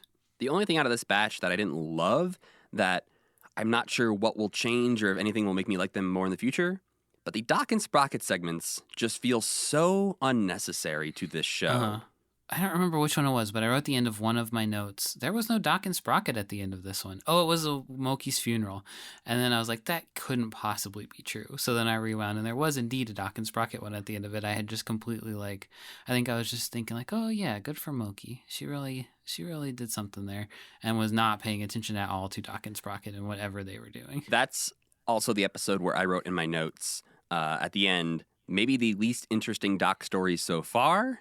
And also in the middle of it, I honestly forgot about this storyline because they cut back to Doc and Sprocket at some point, and that whole one is just he has the hiccups and then he yells at Sprocket, and I forgot about their storyline entirely. And they cut back, and I was like, oh yeah, these guys are here. The first scene's kind of interesting because he's like, sometimes I wonder why I even have a dog at all. Meanest thing you can say. Right, and the fact that that ends up being the kickoff of that entire storyline is somewhat surprising when they come back to it and Sprocket's sitting outside moping because of Doc yelling at him. You're like, oh, I didn't realize that was really a thing, that that was going to go somewhere. Yeah, and I wish Doc would have apologized to Sprocket a little bit better instead of Sprocket being like, all right, I'm done being mad at you. Yeah. I think he does apologize to him, but I think Doc should have gone outside and said, buddy, I need you. You're the only thing in my life. But yeah, I think overall, this batch of Doc and Sprocket, they just don't have an effect on the Fraggle world, at all. There's, in the first episode, there's some fear instilled on Gobo by I Doc liked and him in the Sprocket. first episode. Yeah. I thought that was a good one. But the other three all felt to me why is this here? I understand as the format of the show, they have to, but there's nothing. Gobo already has the postcards in those episodes, or the postcards just get read out or remembered. He doesn't have to go get the postcards in those episodes. Yeah. So there's no interaction between Doc and Sprocket and the Fraggles. But that's literally I enjoyed a lot of the Doc and Sprocket things on their own, but in thinking about how they affect the Fraggles and affect the show, they just feel like something that I'm surprised it stuck around forever, because it feels like some producer would have been like, do we need to do that? That's how because it just seems like a lot of extra trouble for. It is nice to have the real world, because it just makes it feel different than if they never went to the real world. Yeah, I think that adds a nice layer to it. It's very fantastical, but it's more charming, I think, in a way that they're real and they live in this hole, and that their lives are so pointless in this little hole that nobody ever knows anything about them. But yeah, there should be one moment in every episode where he drops a wrench or something, and they're like, what was that sound? Or something needs to happen more, because it is really weird when they don't even share any scenes together, for sure. Yeah. But getting into that first episode, it is Gobo's Discovery, which aired on May 30th, 1983, written by Jocelyn Stevenson and directed by Martin Lavitt. This is the full existential crisis Gobo that I think, honestly, throughout this batch, we get a nice layer of depth added to Gobo, where he's been a jerk sometimes, he's a little mean, a little confrontational at times, but in this batch, I feel like most of his actions, while not always being justified, are understandable. He's being selfish sometimes. Yeah. A lot of times, but that is still understandable. Yeah, this batch, like, Gobo is still, like, the Fraggle you see the most, but it also kind of made him feel, I guess, a little bit less like the main character in that he is part of, like, the tapestry of their interactions and not necessarily the person who's, like, coming in and being, like, solving all their problems. Well, I think they're all, I think across the board with all the characters, they're taking those personality traits that they sort of assigned to him early on, where it's like, sad one, hyper one, whimsical one, leader one, and they're sort of expanding all of those so that they're a little less cartoonish in the ways that they show those. Like the reason Red's hyper, the reason... Right. Like early on, it was like very much of like, I have to say my personality at you so you understand who I am, which I get as establishing these characters. And I feel like by the end of season 1 now, they've sort of nailed and settled into these personalities where everything the characters were doing in this batch made sense to me for their characters. Yeah. Whether or not I agreed with it or liked it, everything made sense. That I was like, of course Mokey's going to do that. Of course she is. I really like Boober in this batch because I feel like this batch reveals that he is not actually sad, but that he's like perfecting the art of being sad is like the thing he's more interested in. Yeah, he's jealous of Gobo at one point for how good his depression that is. That was very funny. Yeah, he's done, and he's jealous that he's done it so quickly, that he's hit true depression so quickly. When Boober's just like pretending at it, basically, because Boober's got what makes him happy. He's got the laundry. He doesn't question that at all. Well, I guess he does a little bit, but he's just shaken briefly. We actually see him doing productive laundry in this batch where he's washing Gobo's shirt from when he got He does ruin it, though. Well, yes. But usually he's just washing socks that no one wears. Yeah, that's true. But I like the beginning of this episode a lot because when Doc is talking about becoming a barber, there's a very subtle thing that happens where he's going to practice with his old trimmers, and he wants to practice on Sprocket, and Sprocket's like, no. And so he pulls out an old feather duster that looks exactly like Gobo's hair and starts shearing off pieces of this feather duster. And at this point, Gobo's already afraid of Sprocket and is trying to build up the bravery to go out there. And he's like, you know what? I just need to go out there and get my postcard. And he goes to leave again, and he just sees Doc shaving this thing with like trimmers that looks just like him. And he's like, no, I'm out of here. I like that Doc seems to have a barber chair behind that table that he's always standing behind. Which is a great moment of puppetry, where clearly there is no chair back there. They just add some sound effects, and Steve Whitmire just does a great job of making Sprocket look like he's being raised up in a barber chair. But it's really, really well done. I noticed in this that I think possibly Gobo might be wearing a piece of his old cardigan pinned to his vest. Oh, interesting. Yeah, there's a little like scrap of maroon fabric pinned to his left side of his chest, like on his vest. And I think, like, I'm not sure what else that would be, except for maybe a piece of his old cardigan. That's cool. I also noticed that he has a special pocket on the back of him to keep his postcards in. Yeah. I thought that was really cute. But yeah, we do learn that Gobo's dreams, were to be a juggler, not an explorer. Adding to the fact that he is secretly a loser. I believe we learned in this episode, Sam, that juggling is a noble profession. Well, his daydream traveling Matt says that. I don't think anybody else says. He just imagines Matt saying that. I think maybe... Does Mokey also say it? Yeah, maybe. That's Mokey. I was going to say, I realize that's a really weak defense of that argument. But yeah... We see the flashbacks of young Gobo talking to Uncle Traveling Matt, where Uncle Traveling Matt is just stepping all over him, trying to get him to be an explorer like him. And Gobo's like, I think I just want to be a juggler, though. What I liked about this episode was that I think they've come to the conclusion that Traveling Matt is actually the stupidest Fraggle. Yeah. Because he is completely inept. He in falls Fraggle over Rock, too. constantly, just can't even walk straight. Yeah, he doesn't listen to anybody, and he's just a big blowhard. So that does make the like medicine of him being like, well, I don't know what this thing is, go down a little easier when it's like, you don't know what anything is, fool. We get a Uncle Traveling Matt postcard in this one that almost like does the opposite of what it's supposed to do. We still keep that haircutting trend because Uncle Traveling Matt wanders into a barn. And I was so scared that was a slaughterhouse at first. I thought it was just going to be more 'Cause it pigs looks or like chickens or one. something. It's like the same setup where you walk up into onto the the animal. Thankfully, walks up. it is not a slaughterhouse. Maybe we get that episode later on. But this is just, they're shearing some sheep inside of that barn. Mhm. And Uncle Traveling Matt can't understand it. But that doesn't matter because a man quickly grabs him and shaves his head and mustache and sideburns. Everything just, Uncle Traveling Matt looks very odd. But Gobo's takeaway from that postcard is that the world is dangerous. It's scary out there. Fair. And then we get maybe my new favorite Fraggle song, where Gobo sings, "Once upon a time, I knew my name." It's a good one. There's a couple really deep ones in this episode. Yeah, the lines in that one include, "I know that no one's made of steel. I sometimes think that nothing's real. And then I wake at night. I can't tell wrong from right." He's in a dark place. Did you feel any commiseration with Gobo in this episode? No, because I hate Gobo. I felt more commiseration. Is that That's the word I used. I don't know if it was commiseration. Commiseration. New word for us. I felt more of that for Mokey because I often feel like nobody ever asks me to help with stuff and that everybody says mean things behind my back. So that was easier for me.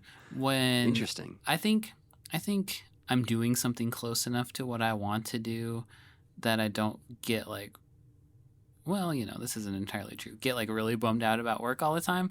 But no, I don't know. Yeah, I guess so. But Mokey has such a similar arc in her episode, and I latched onto that one a little bit more.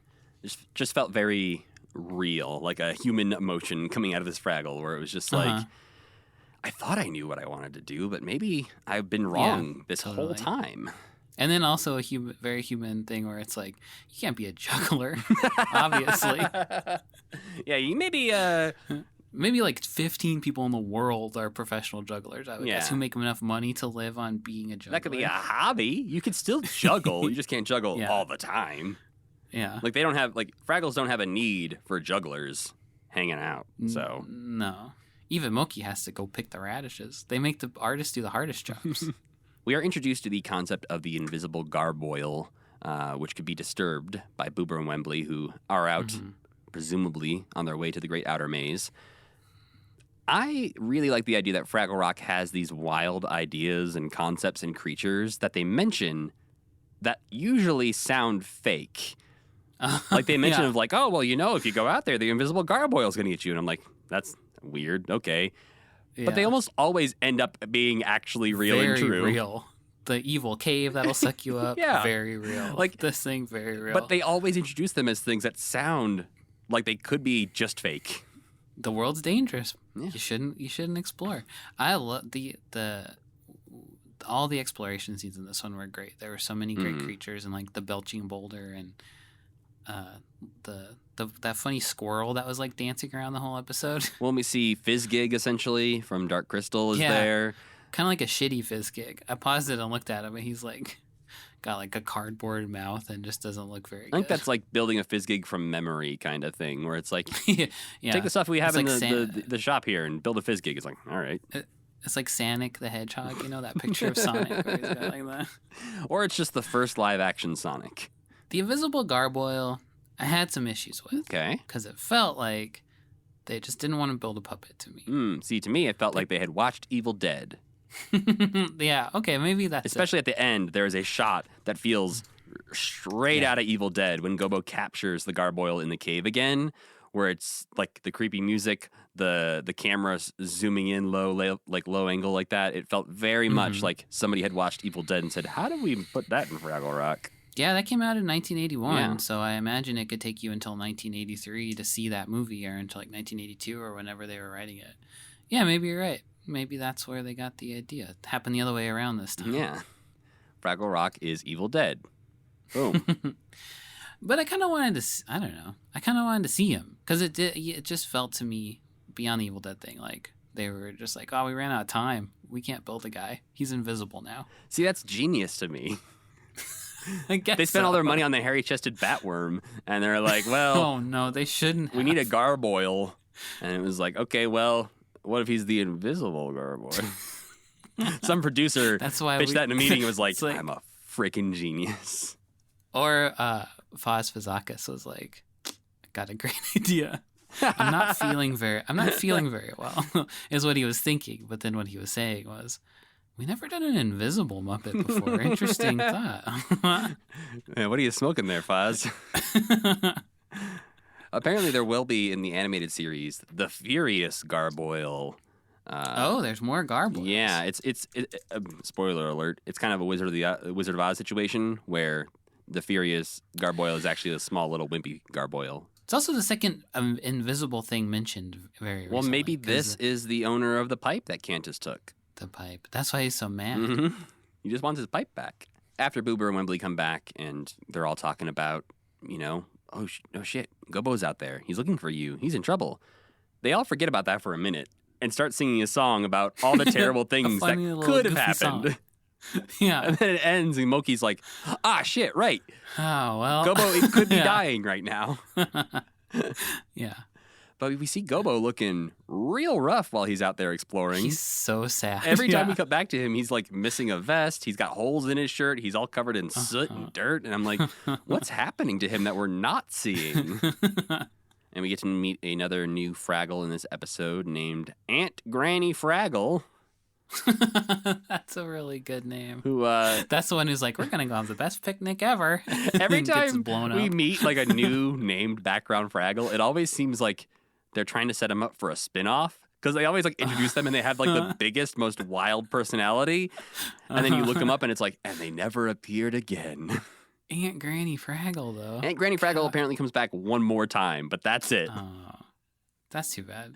But she's here purely to be the host of the picnic that gets interrupted by the invisible garboil. This does have kind of a horror movie structure because she's like the character you know is going to die, and you're going to get to see how this monster kills people. Yeah. She doesn't die, but, Eventually, she probably dies. Yeah, I guess so. Old age. Aunt Grannies don't live forever, but maybe Fraggles do, to be fair. I think Muppets live forever, so I think Fraggles fall into that category. Mm. Except Gorgs die, it seems like. Oh, yeah, there's only 3 left. Maybe Gorgs are the only Muppets that die. Well, I'm sure we'll learn all about that in season 2. But the other 4, this is where they put on their performance to try and trick Gobo into being an explorer again. I love good bad acting Yeah, me too. when they're all pretending and they're all forgetting their lines. Wembley wanders away within 4 seconds and is just like, oh yeah, he's out there. Well, and Wembley has to his line is the same line that he has to say 3 times, and he never remembers to say it. Yeah. I did like to see that clearly Gobo has a backup vest because he came home without one. But when he's being annoyed by them pretending that the garboil is there, he's wearing his vest again. There's a moment during all of this that was actually genuinely shocking to me that they would remember to bring this up again. And it's Wembley's fire siren. I thought that was great. Oh, absolutely. I Yeah. love that they remembered to include that. But when we had that episode about Wembley getting a job as the siren for the fire department, I thought for sure we would never hear about that again. Then we get Gobo's frustrated song, The Me I Wanna Be. That just feels like a real Jerry Nelson song to me. Partially because he keeps calling everyone brother. And that just felt like a Jerry Nelson thing to me. Yeah.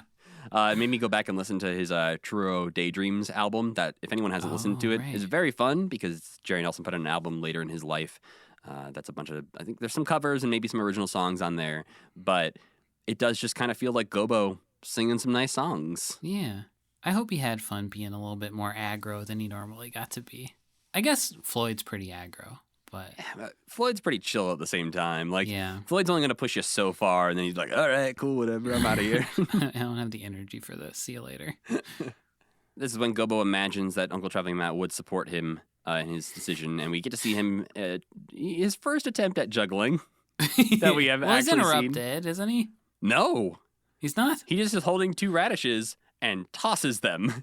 I think the second he tosses them into the air, I think is when everybody comes in and they're like, it's really happening. I'm pretty sure. Maybe. I just felt like it was just like, eh. it. Like, Yeah.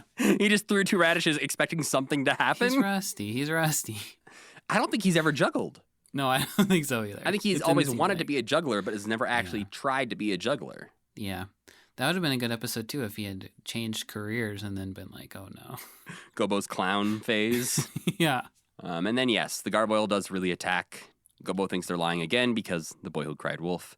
Yeah. And quickly finds out by being tossed across the cave that the gargoyle's real. It's here. Yeah. It's trying to murder everybody. Pretty much just as quickly seals it up in a cave.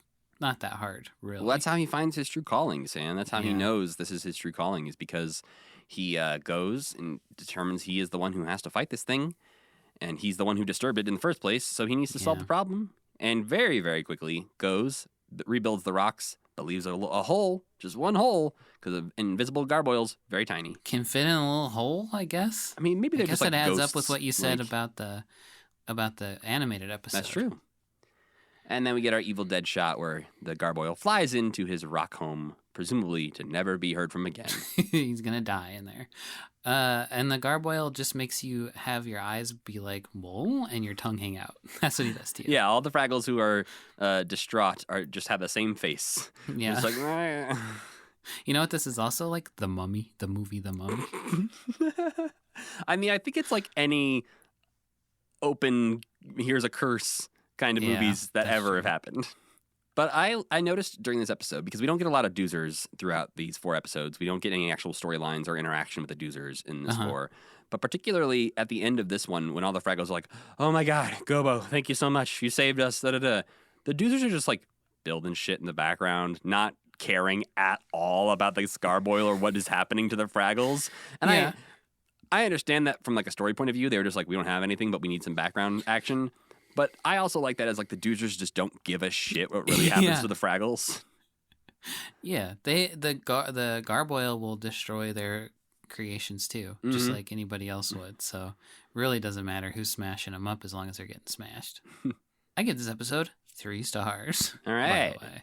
Well, our next episode aired on June 6th, 1983, is Mokey's Funeral, written by Jerry and Susan Jewell, and directed Oh. by Jim Henson.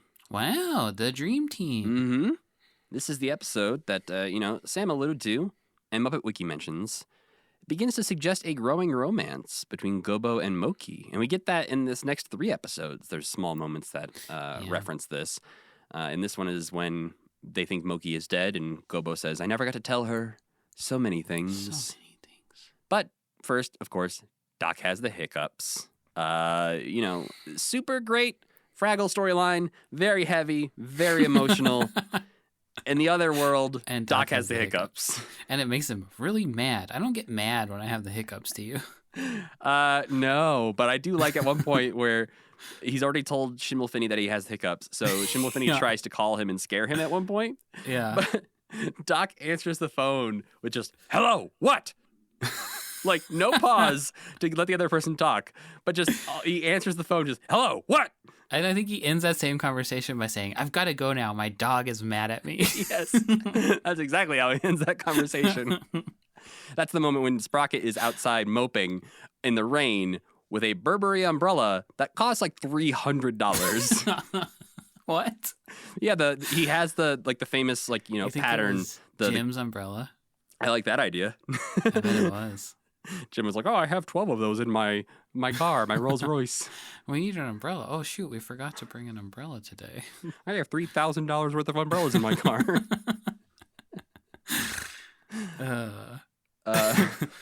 So Gobo and Red are building their boat with all the other Fraggles except Mokey because, as they say, you probably have a poem to write or a picture to paint. You do the artistic stuff and we do the practical stuff, which is really harsh. It's not nice. She could stand there and hand them nails or something. Well, and the first part of we thought, you could say that as we thought maybe you were writing a poem or painting a picture. That gets your point across. You don't have to double down and say, you do the artistic stuff and we do the practical stuff. Yeah. That's cold.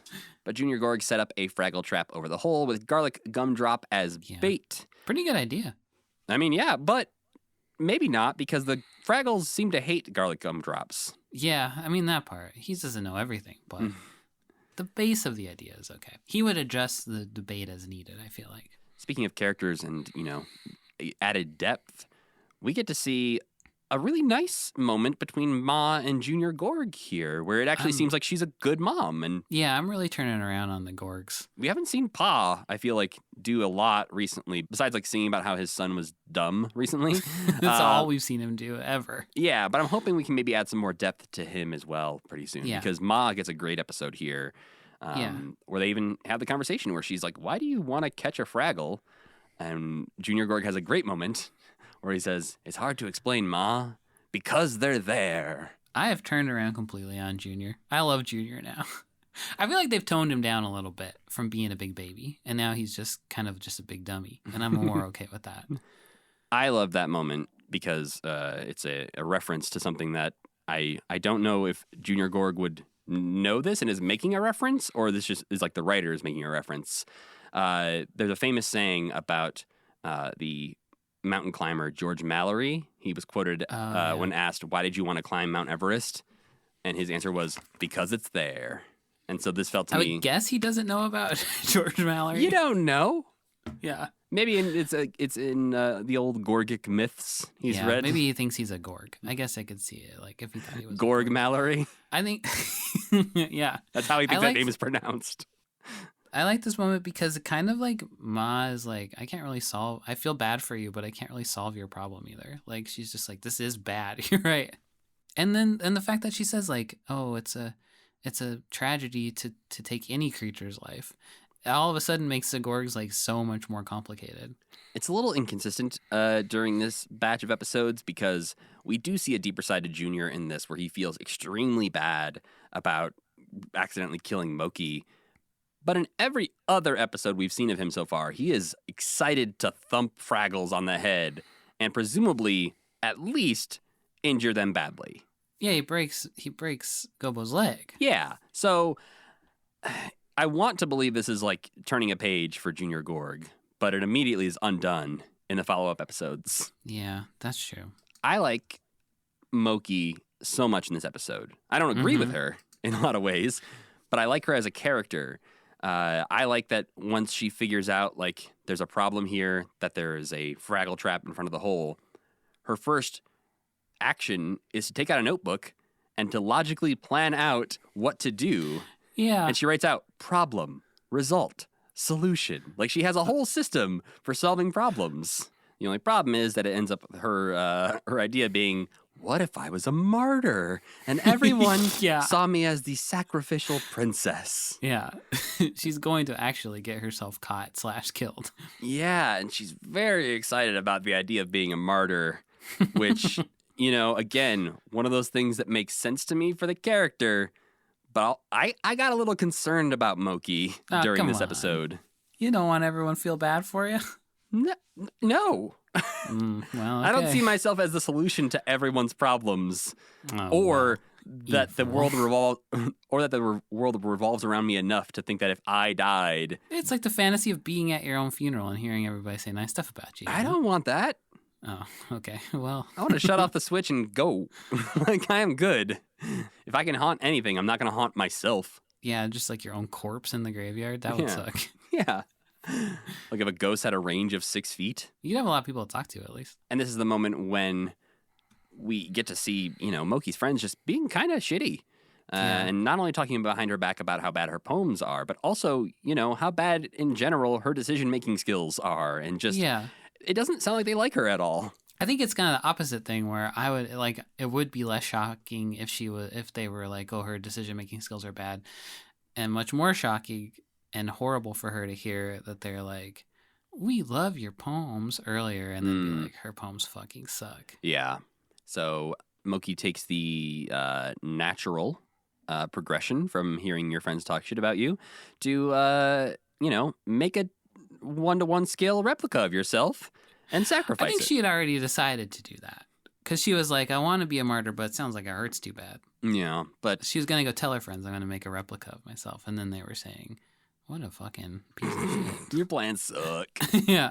And this is another section where I am concerned for Mokey because she seems to be falling in love with the dummy. She's going psycho with that dummy for sure. She just built a dummy of herself out of rags and goes, Yeah. wow, you know what? That's a pretty attractive dummy. We need to dance together. Yes, And I gave you a piece of my own soul when I built you.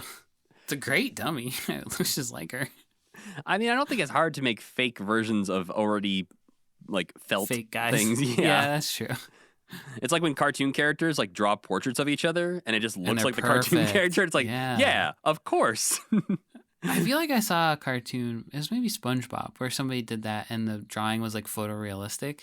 Does that sound familiar? That's very good. I feel like, I mean, I have maybe watched 4 episodes of SpongeBob in my entire life, but that sounds like something that Wow, they would that's do. so unlikely when there's like 8,000 episodes of SpongeBob. It got too overwhelming. I was a little too Yeah. old when it came out. Yeah. And then I remember buying like a best of season 1 DVD at some point and watching those episodes. And I was like, that's pretty good. And then by that point, there was already 500 episodes. And I was like, I can't, Yeah. I can't do this. Yeah. So that's one of those like cultural touchstones that when people reference, I'm like, yeah. Kids yeah. love to reference it too. It's like, huh? How do you know about there's so many episodes of this? How you know this frame to make a meme out of? What the hell? Or they'll be like, remember the episode of SpongeBob where this happened? And it's like, that's so unlikely statistically you could possibly remember an episode of SpongeBob.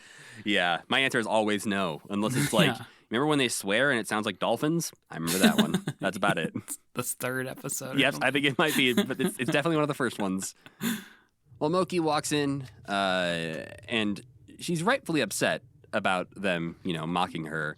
And they do the "we were just kidding" defense, which clearly they were not. Yeah. She wasn't there. They weren't making jokes with each other. They were just talking about how terrible their friend was. And so Mokey goes and tosses Rags into the trap, setting off the bell. And now Mokey is dead. Because Rags has, we didn't mention, little X-eyes. So I guess Mokey assumed she would die in this trap either way. Yeah, well, I mean, she was the one who's going to sacrifice herself, so she was Right. fully prepared, and everyone believes it. Junior is super sad about it and is carrying her corpse around and wants to plan a funeral. We get a extremely sad scene when Red and Gobo find out that Mokey is dead, where Red just keeps yelling, "She's my best friend! Best friend. She's my best friend!" Is like just the moment when Gobo says the words out loud, "Mokey's dead." Yeah. It's like, holy That hit me too. shit. Yeah. In the middle of that, though, we do get a song from Junior Gorg, which is interesting because basically he reveals that the only reason he was trying to do this Fraggle Trap was kind of a joke. Another instance of a joke not actually being a joke. Yeah. And so this is his sad song about accidentally murdering a Fraggle. Joke's not funny anymore. Nope. Does he say he's going to play a toot for the dead also? Is that what I he think says? maybe that's what he says when he plays his little trumpet. Yeah. But he considers for a moment getting a tombstone for the Fraggle, but then goes, Fraggles don't have names. I don't need a tombstone. Which, again, as somebody who is named Junior and whose parents are named Ma and Pa, maybe you shouldn't be judging other He people's shouldn't names. be throwing stones, you're right. It does seem like in this episode they don't know who Junior, like that Junior's name is Junior, but then in the next episode they call him Junior like a million times. So they obviously can understand and like listen in on their conversations, I guess. Yeah, and they obviously would hear Gorgs, I think, talking more than the Gorgs would pay attention and listen to the Fraggles because Right. the only time Because they'd be sound like. Well, they talk to him when they pretend to be like a genie and stuff, and so he can that's hear them, but like he's not listening to them. Yeah. Junior hears, but he doesn't listen. We did get confirmation from somebody sent us some behind-the-scenes footage of Fraggle Rock, thankfully, Oh yeah. that they shoot the Gorg and Fraggle sections on the blue screen like we thought they did, like a weatherman, where they can watch it live in the monitor with the two lined up, so that way they can tell the timing and the compositing and all that. I got jealous at the end of by the end of Sugith's interview because it just seems like everything's so freaking cool that they do, and like that is like the best, funnest way to do it, and writing the script seemed like the best, funnest way to do it. Everything just seems like they figured out the funnest way to do all of it. Well, after Junior says these funerals are emotionally exhausting, they are able to, finally get free because Junior moves the Fraggle Trap, so that doesn't happen again. Yeah. And so Mokey's able to run out of Fraggle Rock and go tell Gobo and Red, hey, he's a dummy. Hey guys, what's up? I like that Junior was legitimately glad that she wasn't. Yes, dead. he is that he ecstatic. wasn't like, "Hey, He's wait very, a very minute." happy. That seemed like nice confirmation that he really doesn't want to kill them. Gobo and Red also recover very quickly from that. Yeah, they weren't mad either. They immediately I were mean, like, they're- hey, it's a dummy. Haha, stupid Gorg. That is, yeah, they see him mourning her, and they should be a little bit more, like, they turn on him pretty quick. I guess they think he killed her, but Yeah. there's no emotional kinship there. I also like that they were very quickly had Mokey be like, oh, hey, it's me, to not make it seem like she was, like, really gonna make them think she was dead for very long. Right. Like, she wanted to tell them pretty quickly. Like, Yeah. as soon as she realized what they thought, she tried to tell them. She was just too quiet. She was trying to yell from across the Gorg garden. Yeah, the whole thing was a very believable setup where she couldn't get to them Yeah. and they were sad out there. Didn't feel like a stretch or anything. I guess this episode 4 stars. I loved this one. Very It's good. a fun time. And Doc and Sprocket were there, too. And also they're doing some stuff, yeah. Next up, on June 13th, 1983, is the episode The Beast of Bluerock, written by our guest this week, Sugith Varughese, directed by George Bloomfield. This is one of them that I was glad I watched twice because I felt like I missed something the first time I watched it. This is the one where Sprocket is sick and just is afraid to go to the vet. You know, fear is the general concept in this one, is just, fear of everything. Fear of the vet. You think he's sick from the last episode? I was thinking that is a nice continuation because he does at the end of the previous episode, even though we just said Doc and Sprocket were just kind of there. When he is outside chilling in the rain, at the end of the episode, he sneezes and Doc alludes to him being sick. And now this episode, we start off and he is sick. Interesting. So maybe a coincidence, but maybe a small little continuation. Hey, we know a guy who could tell us. Yeah, too bad we didn't think to ask that earlier. Yeah.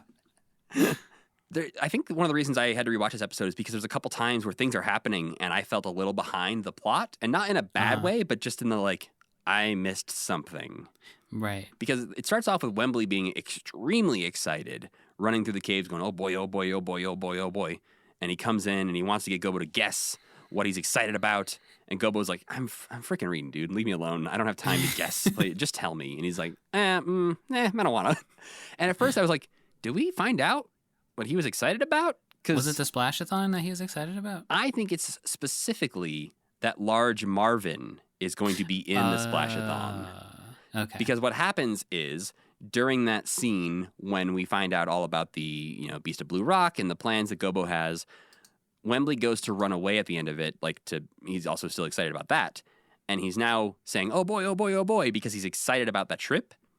And while he's saying, "Oh boy, oh boy, oh boy," he goes, "Oh, that reminds me," and then he goes back and tells Gobo about Large Marvin and the Splashathon. And so I think that's what he was saying, "Oh boy," about at the beginning. But yeah, apparently the Blue Rock appears after the Doozer equinox and only once a year. So they have to go now during the Splashathon to deal with this. Oh, I missed that. I didn't know why they had to go specifically at that time. Yeah, apparently the Doozer equinox just passed, and they have to go now. I'm not entirely sure what a Doozer equinox would be. Maybe it's when you can, balance a doozer on its head or something like that. But yeah, so they have to go now. Otherwise, they have to wait a whole year to try and do this. Okay. That makes sense. I totally missed that piece. Wembley's worried about Gobo going alone, so he recruits Wembley to join him. And we get another little poem here where he says poem. Yes. He did not say it in the last episode. Gobo said poem in a normal Jerry Nelson Canadian accent. But in this one, he says, Mokey might even write a poem about it. I feel like they're making fun of Jim whenever they do that. I think it's just one of those like, hey, this is funny, right? Let's say that word funny. I guess so. It seems like something that Jim would have said naturally. He would probably says poem. Yeah. And then they were like, what did you just say? Wait a minute. What did you just say? This fool says poem. And so at this point, when he says poem, he goes, poem. And really just draws it out. And then everybody else gets to make fun of him too. We meet Large Marvin in this episode, the quote, fattest Fraggle in the world. Love this guy. He's a champ. He's like the, what's his face? Butterbean, the boxer. Like he's wearing his little robe and he comes out the robe. He's got a whole what is that called? Entourage. What's that TV show? Entourage. He's got a whole entourage. Yeah. He's got his entourage. Yeah, he's great. He's got a good energy to him. I think we will actually surprisingly see him a few more times. I looked him up. Years. He's got. I think he might even be in Back to the Rock. Yes, he is. I do remember that. That puppet gets used later on. But again, Mokey seems to be into Gobo here. When they're talking about Gobo going off and doing this adventure, she sort of hugs him and calls him a brave, strong hero to be. And she's fawning over him in this moment. I feel like she fawns over Boober in a similar way every now and then, too. Maybe Boober's a little bit more like little brother energy, I guess. I mean, she could be into both of them. That's fine. Yeah, that's true. Again, comparing them to friends, all those guys ended up dating each other by the end. Except Ross and Monica. Thankfully, yes, that is true. Rachel and Chandler never date, do they? They probably kiss at some point. They see each other naked. Yeah, but they hate each other. Once again, they put Wembley in the place to be the final decision maker on something which we know is probably not going to go well. Yeah, that's kind of their problem at this point. Earlier in this episode, he even hurts himself because he tries so hard to make a decision. Yeah. That he throws himself back into a rock. Oh, yeah, he thinks so hard he explodes. They got to work with this guy a little bit more. Meet him where he's at. And even though everyone sort of votes against Gobo going on this dangerous journey, and because he's supposed to be Wembley's teammate for the Splashathon, he gets upset and is going to go anyways. And he's going to leave Wembley on a team by himself. Yeah, embarrassed. He'll be embarrassed completely. And this is There's no way that guy's splashing very much. He's so tiny. Well, especially Wembley's definitely not the fattest Fraggle in the world, so. Absolutely not. But this is one of those scenes where, again, I enjoyed Gobo being mean or confrontational more than I have in the past because I felt like he had slightly more motivation to do so. Obviously, he double booked things. That's on him. But this felt real to me. He wasn't being arbitrarily cruel, like how he has just like kind of picked on people in the past and insulted them. This time, he's like, it's a complicated situation. And it only gets more complicated because Wembley is now, has to sleep alone for seemingly the first time ever because his friend Gobo, who he's roommates with, has left out on this dangerous journey. And so Wembley sings the song Brave Alone, which is all about facing fears on your own because, it's scary. Do you have that when, your wife goes out of town and you're like... Yeah, I hate it. Yeah, it's very weird. You're just like... I hear everything. Mm-hmm. Think you're going to look out the window, a clown's going to be looking at you? A clown? Yeah, that's what I always think about. Oh, man. Wouldn't that be the worst thing to be looking at you in the window? A clown or an alien? Or anybody. I'd say any single thing, yeah. No matter a human form staring at me from outside my window would be the worst thing. Like a cat or a squirrel or something. That would be. At first you'd be like, I'd jump, like, I'd be scared, but I would not then worry about my existence for the rest of the evening. Yeah, right. You wouldn't call the police because they'd say, okay. There's a squirrel outside. Like, it was looking at me. Boober comes in and discovers, while judging Wembley and Gobo's extremely messy room, that Gobo Wembley fucks their room up instantly, right?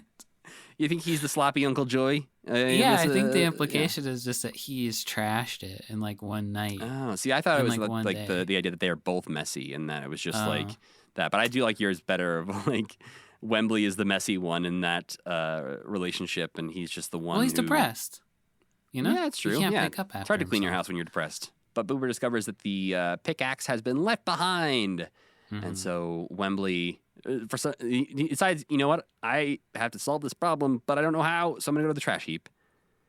And he tries to get Marjorie to use her magic powers to call Gobo back to Fraggle Rock. Which she can do. We've seen it.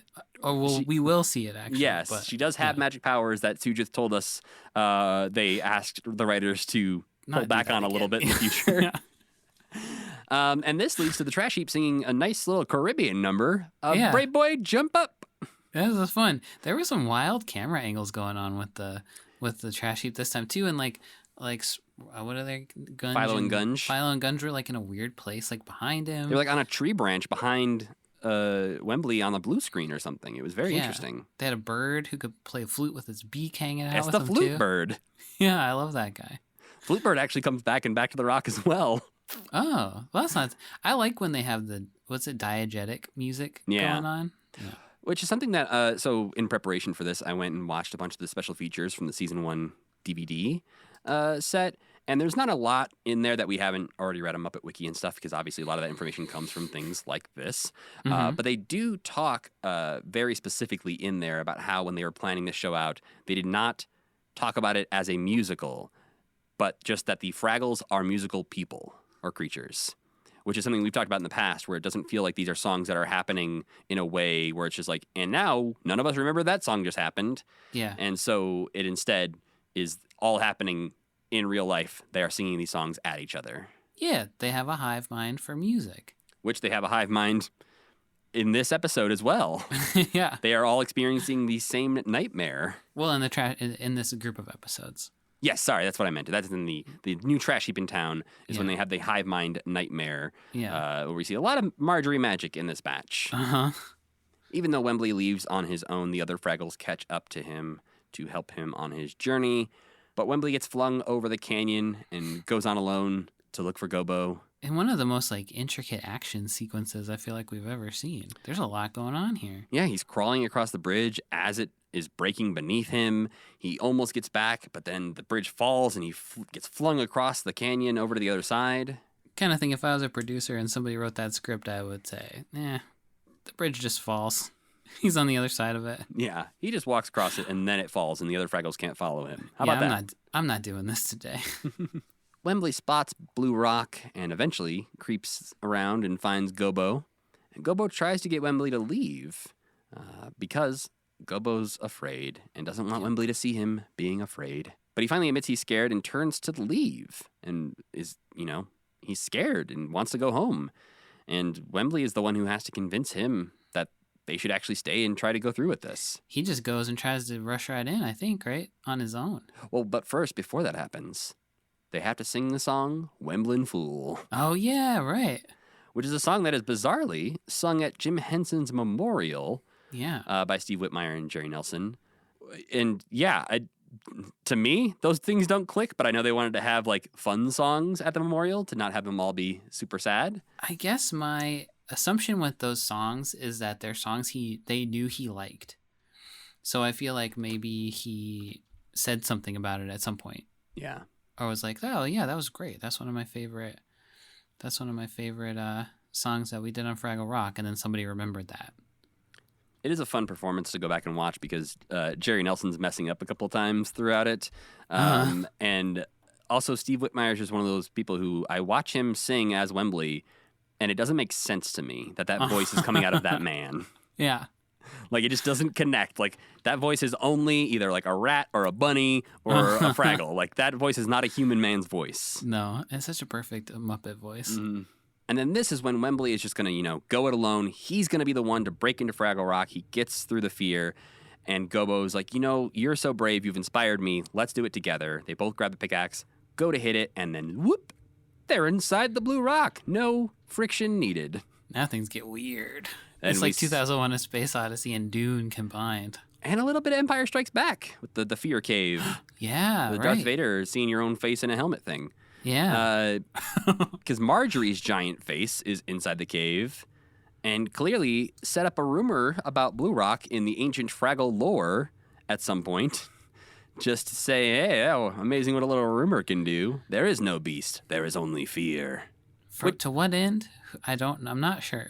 I don't know, but it is one of the clearest, most actionable pieces of knowledge from Marjorie so far. As Right. far as I made this so you will conquer your fears. Boom.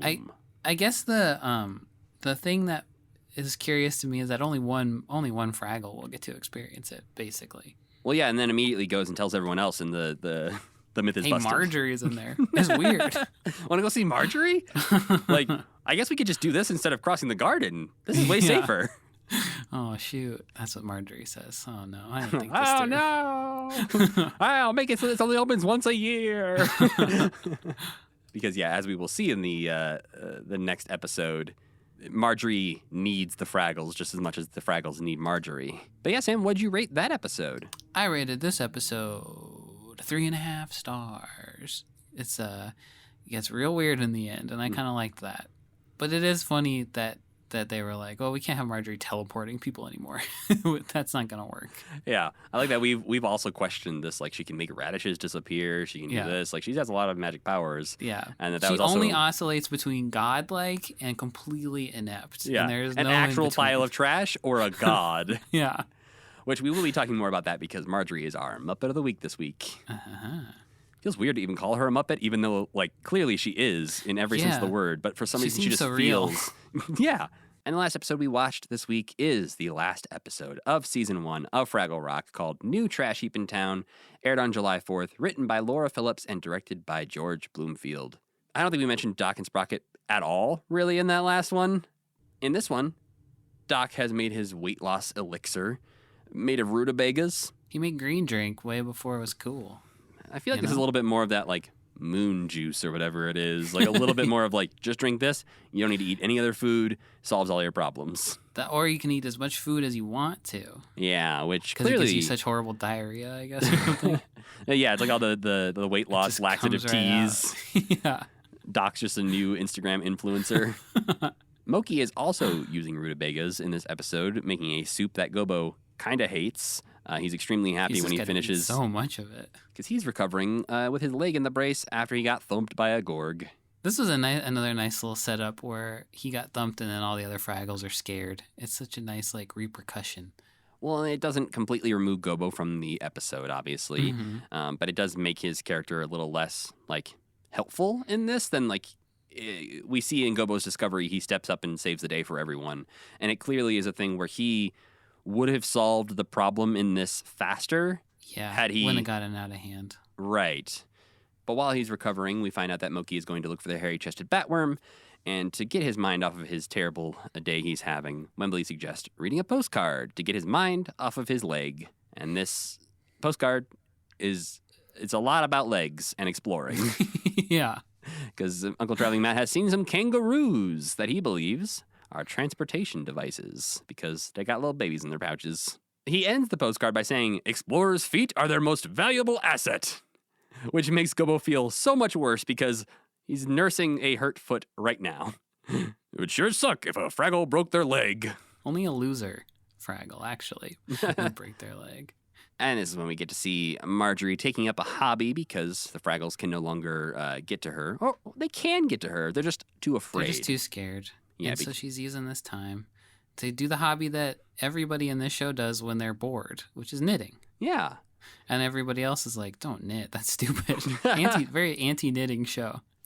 Yeah, she's knitting nose warmers, it seems like, for Philo and Gunge.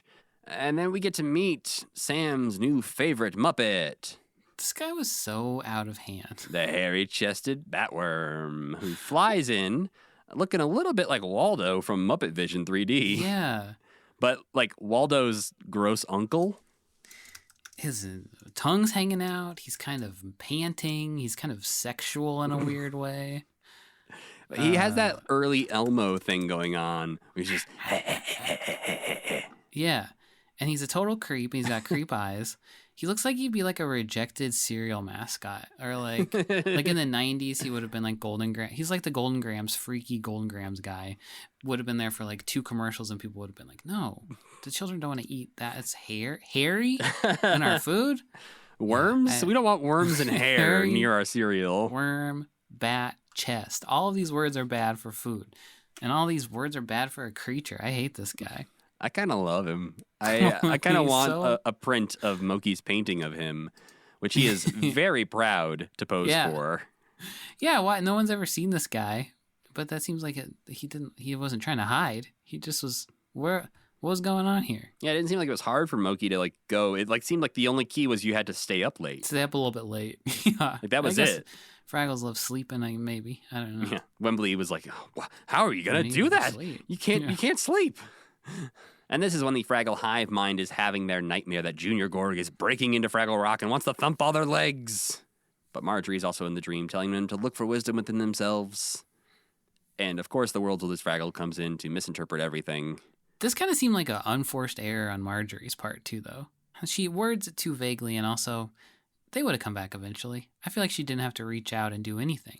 That just caused more problems. I'm on Gobo's side. I think everyone is, misinterpreting this dream in a way that they would have thought about it for like 5 seconds longer, they could have realized, like, hey, I don't think that's what she meant, though. Yeah. Okay. Because instantly the Fraggles all want it to be somebody else's problem. They don't want to be introspective. They don't want to be thinking about themselves. Ugh, that sounds hard. Yeah. So they look for a Fraggle who has the wisdom and has done something that no one has ever done before to give them wisdom. And Mokey shows up just at this moment with her first painting of the hairy-chested batworm. Seems like a stretch. Not a very impressive thing to be the first thing to ever have done. No, but no one's ever done it. So she's the new trash heap now. I love this meeting because previously, the last time we saw World's Oldest Fraggle, he seemed like a legitimate authority figure. But this time, whenever he's like, you guys could ask me for help, everyone's like, ha, you funny old joke. Fool. Yeah. Yeah, I like that they were shitting on him this time. And even he's like, what? That is ridiculous. You're right. But of course, unsurprisingly, Mokey is really happy to be in charge of everyone. Yeah, she goes mad with power.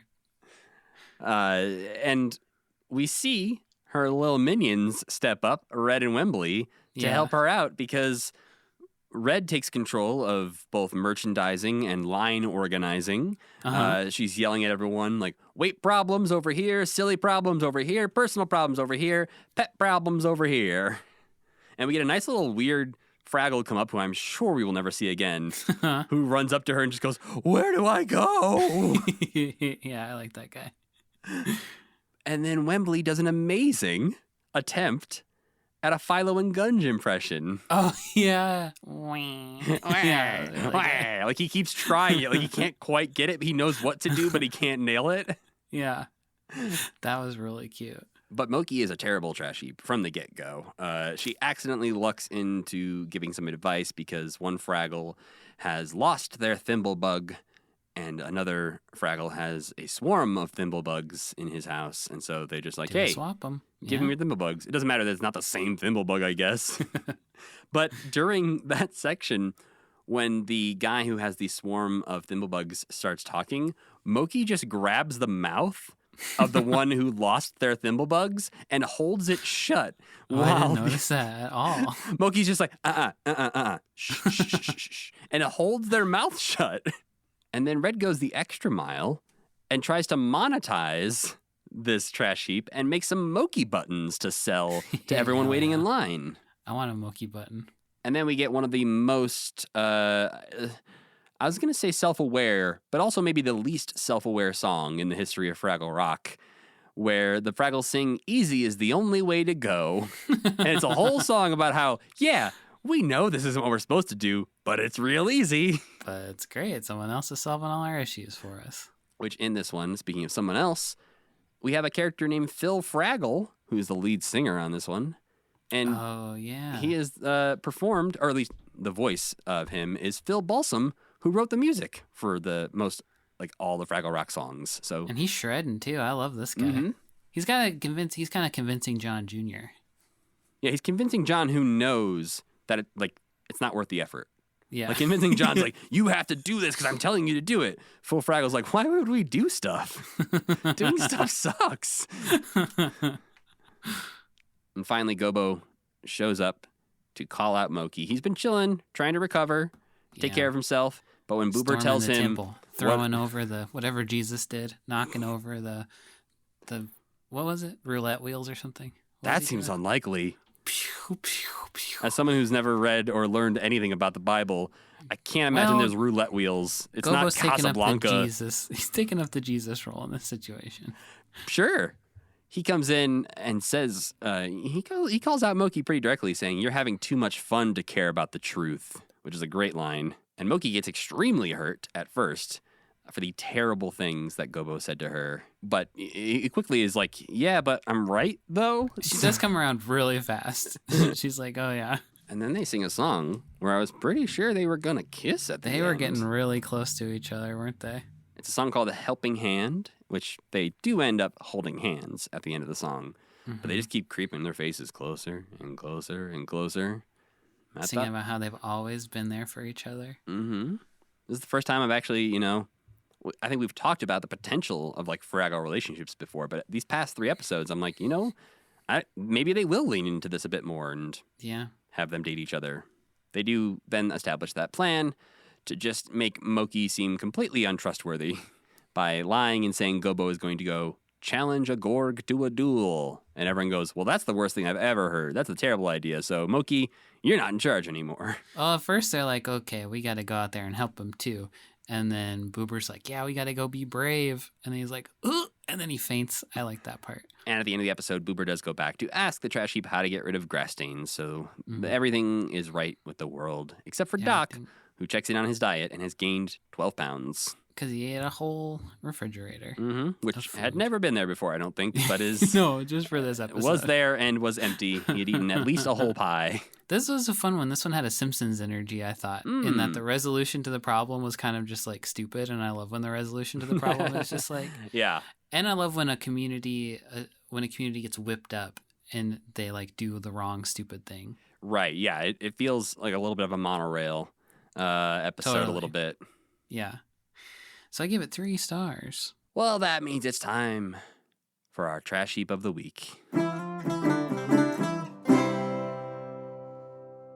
This week's Muppet of the Week is Marjorie the Trash Heap, the sentient compost heap who hands out wisdom, lives in the corner of the Gorg's garden, but apparently, Sam, not for too much longer. Wow. She's about to be relocated in season 2, and apparently also seen a lot less going forward. Whoa, interesting. Yeah, going forward, she'll only show up a few times per season from now on, as opposed to like every other episode like we've seen her. Oh, I love her. I don't want to see her less. Yeah, it's kind of a bummer. We will apparently learn more about Marjorie's origins in season 3, but I kind of want to not share what I read for both your purposes and don't tell me. Anyone who's listening who hasn't watched the rest of Fraggle Rock yet, because it sounds like an interesting episode that we will talk about in July, I believe.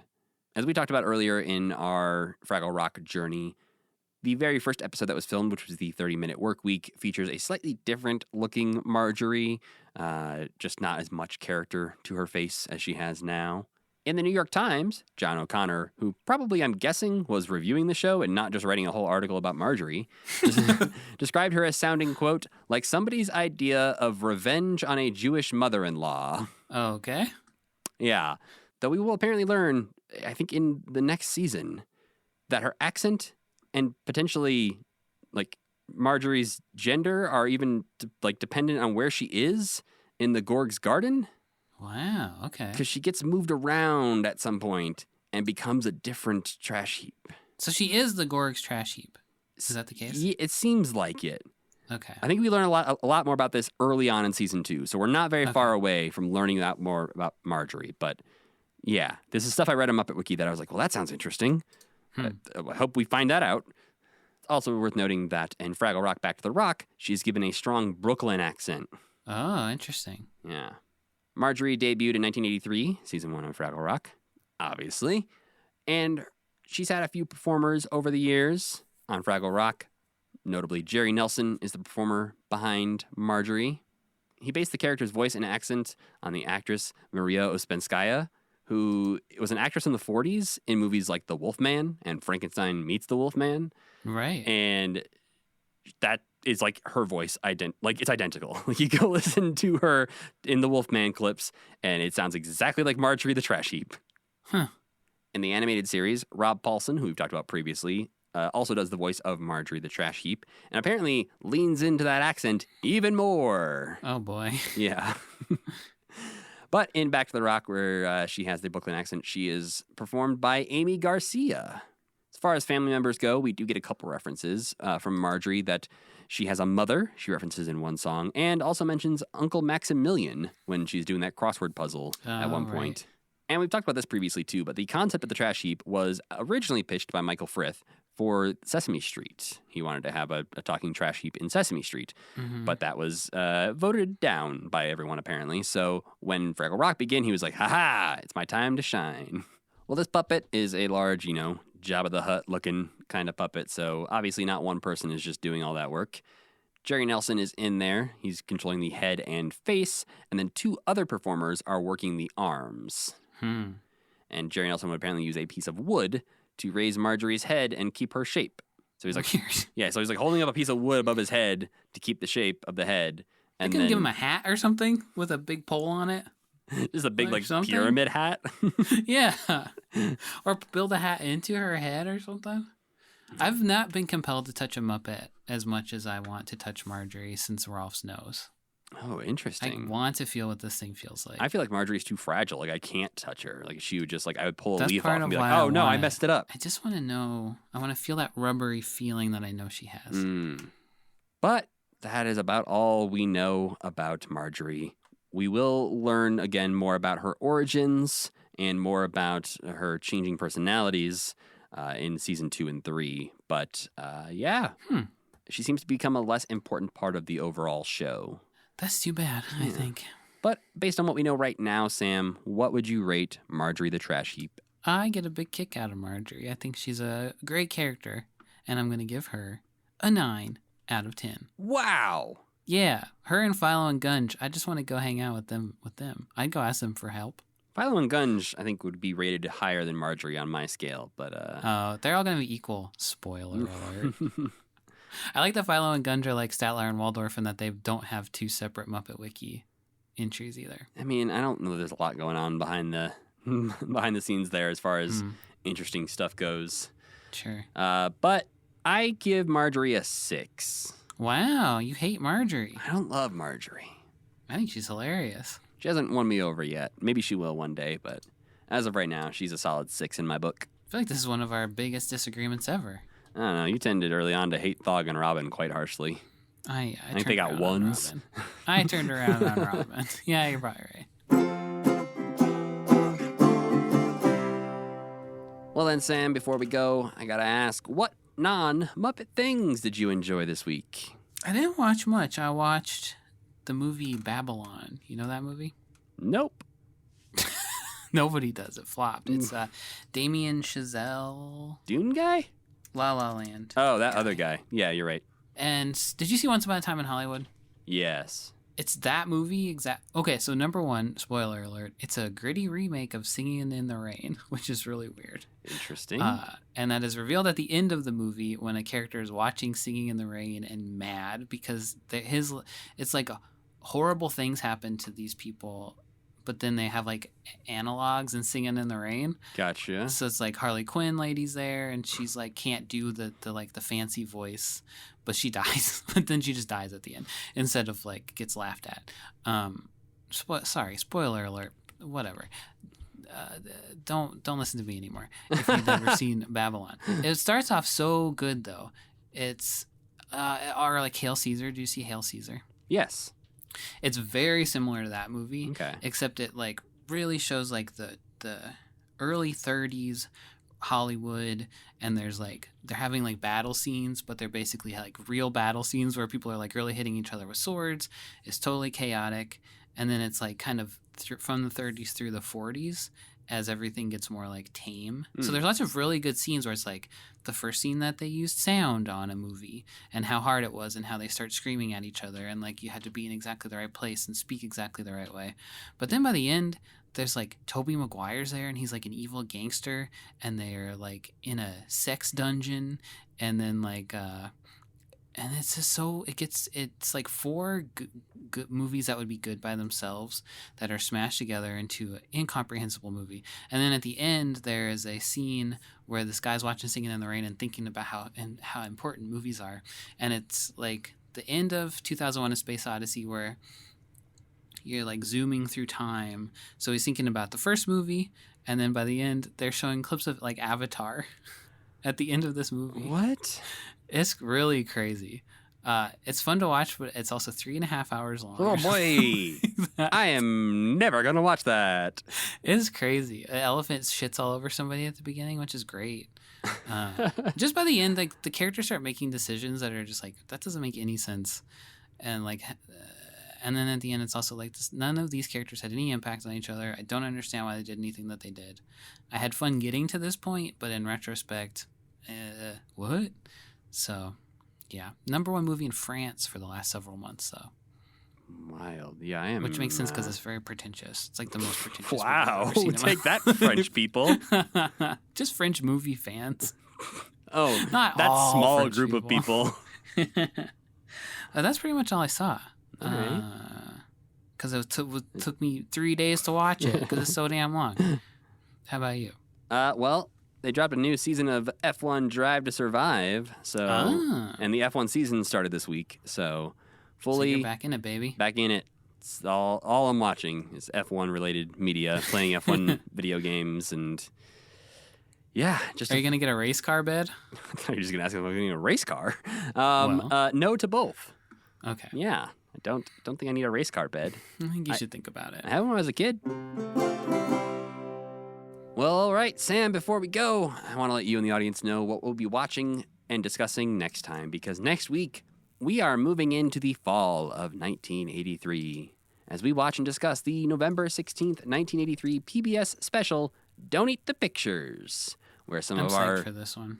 some of our Sesame Street friends get locked in the New York Metropolitan Museum of Art overnight. And you know what? It just happened to work out this way that we're going to have our third guest episode in a row. Wow. Because we will once again be joined by a guest next week to discuss Don't Eat the Pictures. And that guest will be the man who ran the Muppet Mindset website for 6 years and is now a co-owner of toughpigs.com. It's Jared Fairclough. But we need to thank our friend Tuna for making the music for this podcast and Cassie Wilson for singing our theme song. Don't forget to head on over to commitment.com to do all those things that you might want to do to our podcast. Listen to it, look at it, Kiss it. lick the screen. Hug it. Buy an enamel pin, support our Patreon, anything you want to do, really. Also, I wanted to call out a nice 5-star review we got on Apple Podcasts from Emily Saves, who said, "So fun, even if you're not watching along." They said, "I'm a minor Muppet fan. I enjoy watching Muppet content, but never learned much about the history of the Muppets or stayed up to date on news. I stumbled upon this podcast, and I was hooked. I finally caught up on every episode, and while I haven't watched most of what Matt and Sam are talking about, I've thoroughly enjoyed every episode. They have great chemistry and describe what they are watching with enough detail that you understand what's going on. Highly recommend for even the casual Muppet fan." Hell yeah. So see, you go out there on the internet, you say nice things about us, we'll probably talk about you on the podcast. And if you want to say nice things about us privately, you can email us at mail@commitment.com, or you can follow us on Twitter, Instagram, Tumblr, all those places at CommitmentPod.